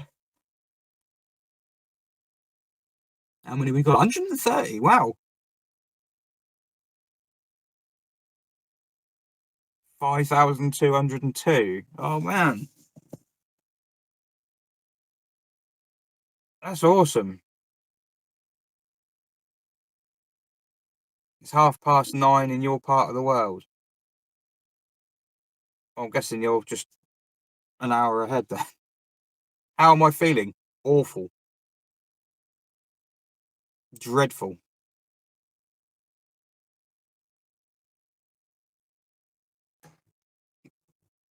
Ugh. Ian's naked. Wow, that's not what I expected to come out of the toilet. He just told everyone. Oh. Well, he said I should probably get dressed, but I took that to mean I'm a sex pest or something. Well, I mean, it's understandable. 5,200. Come on, guys, that's really good, but we can kick it up a bit more than that, surely, can't Well, we? you're just the person who's not happy with what you get for Christmas, aren't you? Yeah, basically. You get like socks off someone, you're like, oh, great, thanks. I'm so glad I got you that TV. Yep. He's in Mauritius. Who's in Mauritius? 12:30 Mauritius. Fair play. Also 12:30. Where's Mauritius? Wrapped in my dressing gown. Now there's, well, cool. There's a thought. For you? Ian wrapped in his dressing gown. Most people just wear them. Wrap up in them like a sausage roll. There's a mental image. Christ. Carly, I'm the meat. Comedy Mate, Dave. I think this is the point at which you really have been awake too long. No, that's Comedy Dave. That was a joke. Oh, is it? Yeah, it was back in the Chris Moyles on Radio 1 day. Gosh, wow, that takes him back. Comedy Dave now does a motoring podcast He does, with yeah. Jason Plato. He does, yeah. He's I asked them both to come on air. I did not come. No, I didn't really ask them. Oh well. I did ask some people to come on and they didn't reply. That's a shame. And one person replied, but like blatantly too late. Okay. Cold War Motors sent his regards. He came on earlier on in the stream and he donated. Oh, that's nice. Yeah, and he was flattered that I asked him. I'm like, shut up, you're a legend. Yeah. You know? Yeah, definitely. And plus, it would put that thing to bed because everyone goes, you should check out this channel in Canada called Cold War. I'm like, I know. I watched it. Why do you think I've not seen it? It's a dude driving an SM in the snow, like a battered SM on its original valves, wheel spinning up a snowy incline and then going backwards with the wheels still spinning forward. I mean, I can't think of much that's more up your street than that, basically. Yeah, it's like an SM, but not in a typical SM situation. No, quite, yeah. There is there is a real appeal to having an old car and just keeping it running through all weathers. But there was a part of me that thought, should I do the SM rat look? Well, you've got Clement for that now, haven't you? That's I have, and I think Clement wears it better. Oh, I agree. Clement already is. That's the thing. Clement. I mean, the SM is as well, but I don't know. There's something about Clement's rat look that you can just stick a varnish over it. Yeah, the SM doesn't look pretty. Yeah, the SM doesn't look like it's. That's a weird thing though, isn't it? Because you can have a car that's faded and ratty and still looks pretty. I can't have a faded car that's white. In which, well, no, I suppose. But, you know, the SM is ratty, but it doesn't look pretty, whereas Clement is ratty, but it does. I mean, Yeah. you can literally stick a layer of varnish over Clement and drive it around, and it'll look gorgeous. Well, that's the plan. Well, not That's just. the- that's the thing. I will have to rebuild these doors because the bottom of That's, the you know, doors is rather flaky. It's a small fry for a man of your talents. It's fine. You know. Yeah. That's the next 24-hour live stream, isn't it? You rebuilding the doors. I can't joke. I'm just. Oh. I said, well, Someone said to me, they were like, "You're going doing work on a car." They said that yesterday. Can you imagine that now? Like, no. You were the welder at this point. of the Oh morning. man. Right, sorry lads. I have to go back. I've welded the door shut by accident. You know, I meant to weld this patch up, and I accidentally welded the quarter panel to the door. And my keys are inside. Guys, I've just realised I've been welding the wrong car. Why won't this? I've got no bloody earth. I'm trying to weld a TVR, bouncing off the fiberglass. Bloody thing. Honestly. Oh, mate. My missus said that she's going to come pick me up when I'm finished. That's probably a good idea, to be Yeah, fair. and I was like, no, I'll be all right. And like, no, you should pick me up. Definitely a good idea. Right. It's horrible. It's the amazing. feeling Yeah. at the moment now is just, it's like your head's sick. Yeah, yeah. It's horrible. It will. What might help is if you took 5 minutes and just stepped outside. And You offering me out I mean, because you're very polite. You're like Sergeant Wilson. Is this what you asking for a fight looks like? Do you care to step outside? Do you mind? You have offended my honour, sir. Where's my gauntlet? I need to slap you in the Oh, what face does he with say on Ghost? Oh, the posh poet guy. What does he say? it. On Ghost? Ghost. Have you ever seen Ghost? Ghosts or Ghost? Ghosts. Oh, what? No, I haven't, but I keep meaning to watch amazing. It looks awesome. Horrible Histories team. Yeah. It looks sensational. No, I've not it's seen brilliant. it, but yeah, I have seen it. It's Yeah. absolutely, it looks like it's right up my street, but I haven't actually watched it. It's really clean and like easy going. Yeah, it's not deep at all, but No. you know how funny they are. Yeah, but They're all that's the good, thing is, aren't I think some of the best TV shows. These days, I just want to watch TV that I just literally veg out and enjoy. You know, I don't want to have to think too much in front of the telly. You know, so that sounds right up my street. I couldn't think at all at the moment. I'm not surprised, mate. There's 4 series of it as well. Really? Yeah. Jeez, I didn't know they'd done that much of it. Yeah, it's got that tasty one from Fresh Meat in it. Oh, really? Yeah, Okay. I can't remember her name. She's gonna call the midwife as well. It's got the whole Horrible Histories. Well, not the whole Horrible Histories team, but it's got the fellow who does Stupid Deaths in Horrible Histories. Yeah. He's a politician, Right. with no trousers because he's died in a sex game. Right, I see. And then there's the one who's in Not Going Out. And she talks like this, and she got burned as a witch, but she's not actually a witch. Quite sad, really. And she smells of burning because they're all in there as they died. Right, of course. So one of I them's get got a it, I bow get it, through yeah. the neck. The scout leader got shot by one of his troops, and he's hilarious as well. He's I'm definitely brilliant. watching this. This sounds amazing. It sounds actually really imaginative. Yeah, it's, Really oh no, it is. It's actually very clever. I'll look it up. Yeah, it is very clever. It's It's those guys are really good, aren't they? We don't end up watching much TV these days because we're always we finished doing bedtime and bath time too late most days, and I end up working You most. just have your bath a bit later. No, the little girl. Oh, I'm not doing bedtime and bath time for me, you fella. that's what I mean. Just see myself. Alex, phone's ringing. I can't. I'm I'm playing in the bath. time. Rubber ducky. The boat's going around. The boat's sunk. Help! The boat's sunk. Alex, Ghosts is starting. No! No, I'm still in the bath. Don't wait. Oh, Insight no. into your life. Well, you know, maybe it is. Yeah. Maybe I should start having bath time. It looks fun, I must say. You Rubber know. ducky. A little rubber ducky, yeah. It's not environmentally sound. Is baths not? I suppose not, because they use more No, water. Don't yeah, they? you're heating it all up, and then it's just gonna go cold straight away. That makes sense. That said, Mhm. does the water not all go back into the system? I mean, No. obviously, the water, the energy used to heat the water is lost, Mhm. but the water itself, No, the water goes down the drain. I thought that went back to the sewage. Oh, back plant. into right. I see what you're saying. Yeah, No, I mean into your suppose toilet. So, yeah. Not cistern. I thought I might have to be about to have to explain how water systems work to Rich. He's Oh, I really actually tired. thought- How do I do this gently? Actually, no, that's not how it works. It'll be the first time ever in our experience where I've had to explain to Yeah. you how something Just because it's upstairs, it doesn't mean it comes out the taps downstairs. Your missus is making a cup of tea. That's a bit more. Yeah. It's got a tang. Milk, this milk's off. The yeah, no, it goes back into the waste. Yeah, I know treatment what you're system. saying. Yeah, There's one up here. They call it in Peel Common, and they call it the Peel Common Pong. I imagine. Yeah. Because when the sun hits it, yeah, whistle. There's oh no, it's not actually a waste treatment. There's a couple of there's a landfill near Red Hill, and if you drive past it on the M25 in the sunshine, there's always a whiff. You get it around. There's another one at the top of the M3. Whenever you're joining the M3 from the M25, there's one at Stinkers Hill in Winchester. Oh, is there really? Moorstead, yeah, Stinkers Hill. Oh, Moorstead. Oh, yeah, no, I know it. Yeah, I know where you are. Yeah, of course. Wow, yeah.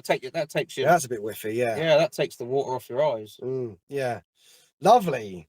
We've ended up talking about sewage plants. What? It's great. What conversation? Good. We honestly, I could hot girls for you. Oh well, that looks completely genuine. I'm sure that's totally legitimate. Yeah, entirely legitimate. What have we had?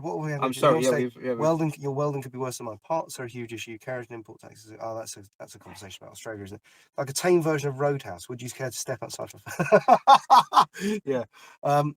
Caveman in Ghost is the best. Yes. The caveman. Yeah, Robin. He is. Okay. He's the best. Have I broken that now? Is it 8:43 already? What do you mean already? Oh, this is flying by now. This is easy. I don't know what you're complaining about. I have to be careful here because I will, I haven't got very long arms. I was going to say, I could connect. At this point, he's probably not got a very long tether, so it might have to be a bit careful. Not particularly long at the best of times. Remember that time I nearly got arrested when I was hanging out the side of a Ford Capri and you were doing drifting in a Ford Capri and the police came and you ran away? I don't think I was doing drifting. Yeah, you were in a. I wasn't doing drifting. I do remember the time. Oh, you were trying to do drifting. The way I remember, might well have been the way I remember that time was that I think was that not the first time I met you? No. No, I met you first time in. Oh, I don't know, might be. It was Marlins.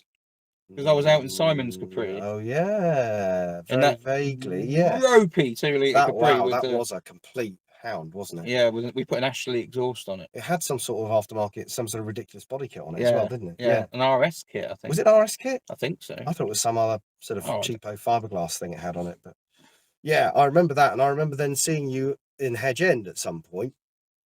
The local haunt, and me just joining a convoy of you and your mates going down to Portsmouth or something. Centre. Probably, yeah, normal thing for an 18-year-old to be doing on a Friday. Getting some fuchsias. They could obviously buy fuchsias. Naturally, I mean, what else would you be doing on a Friday evening? Come on, I don't understand. No, and I seem to remember just you and a bunch of, I can't remember what other cars they were going down to Portsmouth for some reason, and I kind of went, all right, I'll tag along, and we drove down to Portsmouth, and literally about 10 of us drove into town.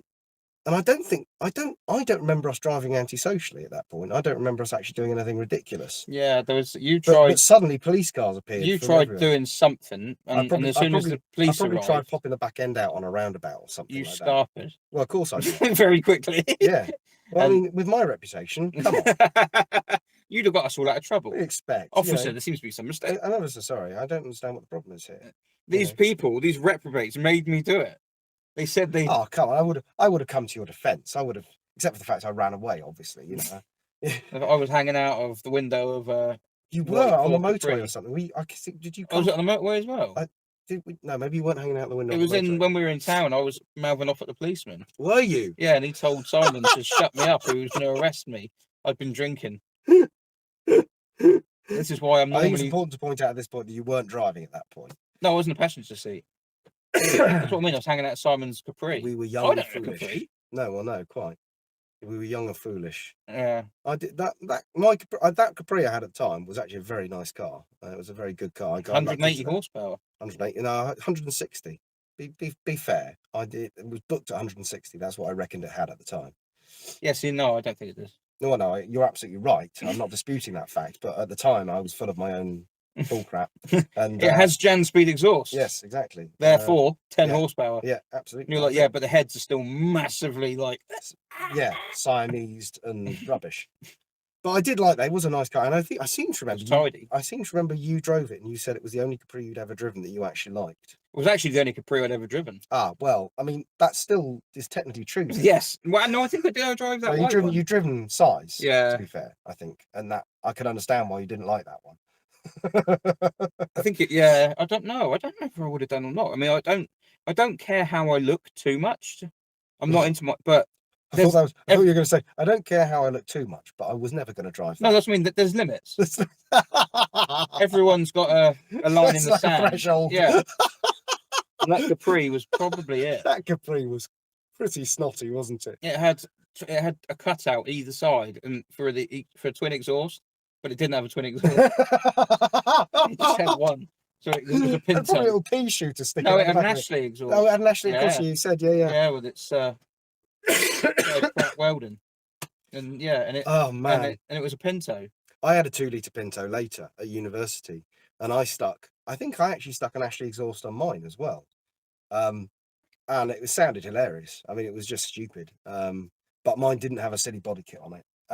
To be fair, mine was pretty ropey as well. Didn't you deliver pizzas around I did Wales? deliver pizzas. That? That's right. Yeah, I went to uni in Pontypridd, and I learned. I took a Welsh module at uni, so that I could at least understand and learn how to speak Welsh, some basic Welsh. Can properly. you speak Welsh? No.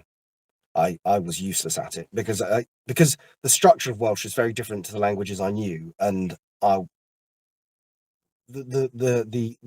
practice I was getting was not enough really to be able to speak. What other languages do you know? I can speak French conversationally, not fluently. I can speak a bit of Spanish and a bit of German, so I can do well. I did French A level and Spanish A level. So. I didn't even try in French. Well, I don't blame you, to be fair, but you've got to remember my family's half French, so Are they? Yeah, my mum's half French, my grandmother's French. Does she know I've got an SM? What, my mum? Yeah. I don't know if I told her. Well, She probably I think you does. probably have. I probably have told her. Yeah. Probably have told her. I would think you definitely have. Yeah, I probably have told her you've got an SM. I probably told her you've got a DS as well. They definitely know that you're the person who looks after the Citroens that I buy ill-advised. But they know I've got an SM. Probably. I mean, I've made, put it this way, you've made sure of the fact that everyone knows you've got an SM, and I'm sure she's heard it on the grapevine. It would have. Do you think words got around? I'm sure words got around. Do you think I should put a letter out just in case? Well, if I were you, what I would do is put a banner on the side of the C6 and drive around with it like that, and say, my other car is an SM. That's what people are going to think I like SM. Make sure there's no and in the little and sign in the banner. Symphony in Metallica. Be really careful. There's no and sign. Symphony in Metallica. What were you thinking?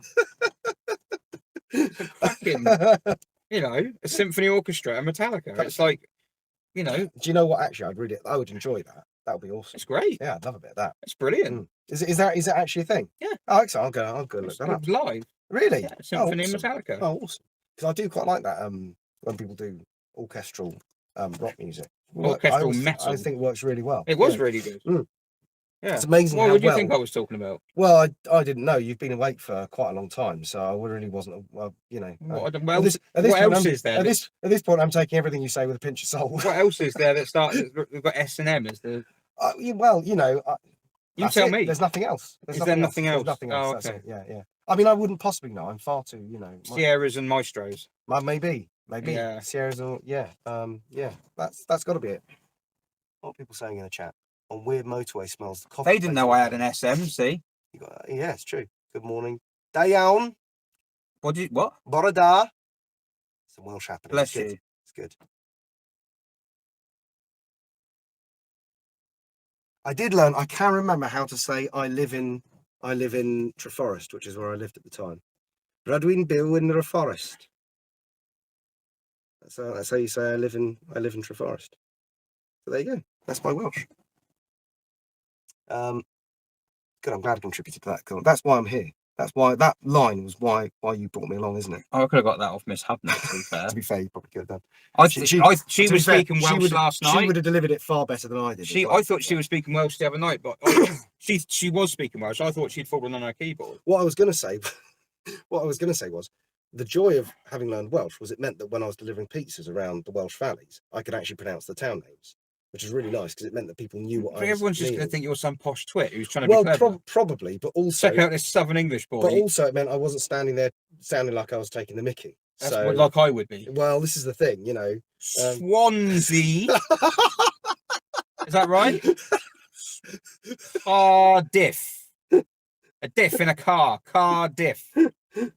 Yeah, it's difficult. I did. It is actually quite when you know what all the letters, what sounds the letters relate to. It's actually a really nice language to speak. It's actually really nice to. Port Talbot. Is that right? It's actually Talbot. You don't. It's not Port Talbot. It's Talbot. Said as one word. Jog on. Talbot. Is that right? Tell me if I'm wrong. Please tell me if I'm wrong. Is that Talbot? Is that? You even do the I don't know what a triaglad is, but I'm glad to hear I do them. That's nice. She's impressed. That's good. That's awesome. I'm pleased. He lived in Wales for a bit. Well, I did, but it was. You said it was awful. You said everyone in Wales is just abysmal. He's setting me up. I didn't say that. You did. What I did doesn't say, remember saying it. What I did say was that I loved Port Talbot. Ian and she says Port Talbot is a mutation. There you go. Which is fitting because most of the people there are too. Gosh, well, that's something to say. No, not. You said it, not me. I mean, they're not. I actually quite like Wales. I'm not welcome there anymore. Backtracking now. No, I do. I really like it. Well, I mean, and I would add that it was odd because for the first, I mean, you've got to remember, for a fairly sheltered middle class white bloke who grew up in the suburbs of Southampton, going and living in the Welsh valleys was quite a big departure. And for the first sort of month or so, it was very much not like home. Something happened, and didn't someone like nick a car outside your house or leave a shopping trolley on your car? There was all sorts of things like that happened. There was no one thing, but more, it was more the fact that it was just not home. And it was a very different place to home. But there was some. I mean, one of the landscape there was spectacular for one thing. I mean, I used to drive up to the tops of the hills and just take in the view sometimes, which isn't a very non-student thing to do, but it was sensational. We're getting back to all the other students are at the party. We're getting and Alex is up at the top of the hill, with his flat cap on, going. We're getting back to the shredded cabbages with red currant shoe, with the walking stick. Yeah, pretty much. No, it was. I had my BX at the time, so I was a very unstudenty student. I was locals would be walking by, and you'd be like, "Good morning." They'd be like, "Wanker." Yeah, pretty much. No, that pretty much was it. And you've got to remember as well, I was there just after England had won the Rugby World Cup. So me sounding the way I do, wandering around Wales, nobody was unpleasant, but equally I had to be a little bit careful about, At the same time, they didn't want you there. Understandably so. But it was a fascinating few years, and I did enjoy my time. I ended up enjoying my time, although it was a bit of a culture shock at first, purely because I'm so sheltered and so kind of inhibited, or was very inhibited at the time. It was a lovely place, and I ended up really enjoying my time. And more than anything else, the kind of the landscape and the terrain and the countryside outside of where I was, because where I was, it's a funny place. Because my university is effectively bolted onto a village, which is bolted onto a town. It wasn't a city university. Where was it then? Just by Pontypridd. So basically, Pontypridd is just north of Cardiff. Right. It's about a 15-20 minute drive north of Cardiff into the valleys. Mm.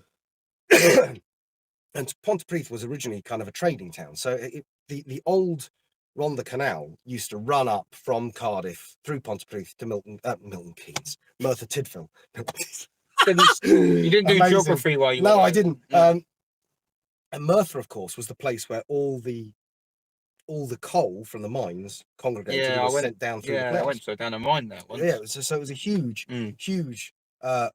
power in coal mining times. These places were I wouldn't say wealthy, but they were very important. Yeah. And when that all went, these places just were left pretty bereft, and there was very little support from the government as to what you build in these places instead Yeah. to take over. They just from got that, left. They left. kind of got left. It's like, well, we don't need Yeah. coal anymore. Fair enough. What do we do instead? Oh, that's your problem. Yeah, that's it. And that literally was the attitude, which was Yeah. the big problem, really, as far as I understand it. But and I think one of the things they did was, they built a what do you call it, polytechnic in Pontypridd. That polytechnic became a university, which is where I ended up going. So I'd never had that kind of big city university experience, and I sort of slightly envious of people who did, because it was a very different one to what I had, in that I was in a little village, and a lot of the village was a student population. So if you can imagine, a lot of the people who lived in the village weren't that happy about having their town overrun by students. And understandably so, because there were People a lot don't of like students. well, yeah, and because students are not Scum. can be a pain in the backside, and I was one, so I know. No, you weren't. You delivered their pizza. I did. In a Ford That was Capri. what I ended up doing. Was I got a job delivering pizza at the local They Domino's. did the misfire coming down the road. And, oh, pizza's it. Well, as I say, it had the ash exhaust on it, so The dog's ears would prick up, and they'd be like, "Oh, dog's, the pizza's coming." But our pizza run took us way out of the student areas, I was going to up the say, valleys, and like, when you were in, like, Hubnuts were saying that they're 23 miles from the nearest McDonald's. Yeah. So what the Domino's range in Pontypridd might be if like. you can imagine, we were like our area, because we were a valley, our area was very long and sausage shaped. So instead of being like a circle like it would be round here, your kind of radius of delivery, it was very much, you could either have something really close at hand, or you'd be going quite far up the valleys. So I used to hoon up the valleys in my Capri, and it was really actually quite good fun in the middle of winter. You'd be in these pitch black little country roads. I'd have the window wound down slightly, because of course it had mist up otherwise, and I'd have the ashy exhaust going bah bah bah. The valley was actually really good fun. I didn't have a proper radio. I had a little cassette deck, and I had a hi-fi at home, and I'd record music off my computer onto a cassette to play. And actually, I'm really glad I did, because it gave the authentic 80s crackly cassette sound. And I had an old what was it? I had an old Supertramp tape I'd inherited from my dad that I wore down ridiculously, because I used to listen to Supertramp all the time driving up and down the valley. So it was at one point, it was before I started recording cassettes, it was the only cassette I had. So I just used to listen to Supertramp. I feel really sorry for you. Don't be. I enjoyed it. It was good fun. And I Did you burn off your fuel allowance? Yeah, quite a bit. And there was one time when because this Capri I had was a bit dodgy, and there was one time it had, because basically the guy who'd owned it before me, he bought it for his son to practice bodywork repairs on, and his son had not done a very good job of a lot of the bodywork repairs, so there was kind of filler with rust coming out underneath it and that sort of thing all over it. And at one point I was driving back in pitch blackness through one of these valleys, and I turned the indicator on and all the headlights turned off. And I got out and looked, and what had happened, if you can imagine, the Capri's got 4 headlights across the front of it, and all 4 of them were on really dim, and one of the indicators was on constant dim as well. And I was just like, and I tried fiddling with all the switches, nothing changed. I was like, so I've got to drive back like that now, have I? I had to try and get this thing back at really slow pace, not seeing anything until I got back into the town. I had the street lights, thank goodness. And I got back to the Domino's place. I said, I think I'd better cut my shift short, because really I shouldn't be driving that tonight. And they were like, oh, really? And I was like, yeah, I mean, I haven't got any headlights. Unless you're in Lemmy Yorker. Yeah, literally, it was that kind of thing. A man who's got a Lancia Delta Integrale. Mate, if they had if the guy running the pizza shop had a Lancia Delta Integrale, I'd have been all over it. I'd just be like, I'm taking yours tonight, mate. That'll do. But it was quite a cool thing to. I used to park up, and a couple of times I park up and somebody'd open the door and take the pizza off me. He goes, is that your Capri? And I'd be like, yeah. And they'd be like, oh, you poor bastard. Because well, they were expecting like a Toyota Starlet or something like that. Okay.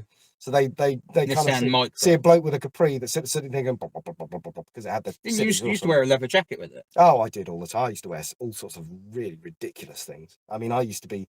My wife takes the pee out of me, because I used to. When she first met me, I used to wear a horrendous leather jacket that looked like a bin liner, basically. It was appalling, absolutely appalling. My fashion sense still is pretty terrible, as you can probably tell, but it used to be even worse. I mean, basically all I knew about fashion was inspired by, Jeremy Clarkson, as was at the time, so it was absolutely hopeless. But yeah, I mean, I did used to roll around in a Capri in a leather jacket, and that was me at the time. Talbot Horizon and Dire Straits. Trick of the Tail Genesis and a Rover 2200. Oh, I do like it. Trick of the Tail is a great album as well. I'm going to go through a whiz. Go on. And then I think it's Where are we? I'm going to be in 9 o'clock. I think Hobnut will be coming on. Yeah, it's almost my shift's almost over. You get to go to bed. Well, I've been in bed, mate. It's fine. Oh, What have we got? ZX Volcan and Stereo Lab. Sounds like standard motoring in Wales. Matrix French disco should be. Do you know? When I had my last BX, I downloaded a bunch of Edit Piaf because I thought that was what I was going to listen to in it. I can be unbelievably pretentious at times, disgracefully pretentious. I believe Hubnut's coming. I'm not going to keep him any longer. The minute Rich comes back from, because I haven't got a clue how to get him on. So the minute Rich comes back, I'm sure he'll be joined by Hubnut. You've probably had enough of me by now, but it has been fun. Where are we at on the totals? People are saying 5-2, 5-6. That's really great, guys. Top work. Absolutely amazing.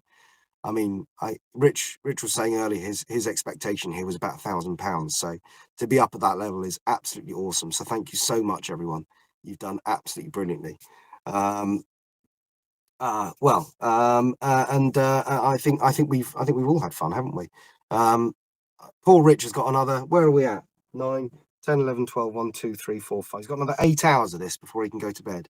So do look after him. Be nice to him because it looks like he's basically dying a death at the moment. Peugeot 306 Catalonia, amazing. Oh, thank you guys. It's all right. It's a pleasure. I've really enjoyed it. It's been nice, and I've got to spend time in Clement, and I've got to tell you, spending time in Clement is really, really lovely. I cannot wait to see this car on the road.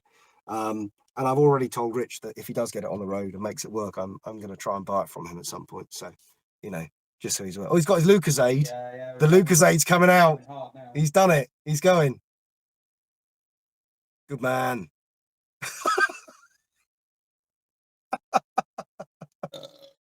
Right. Do you need letting out?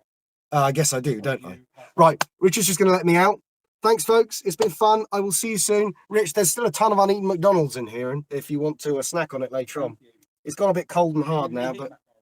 Say again, sorry? Can you reheat McDonald's in the microwave? I can't see any potential for food poisoning. I'm sure it'll be fine. Where's my coat? I almost forgot my coat. Coat, phone charger. Right. Adios, folks. See you later. Have fun with Hubnut.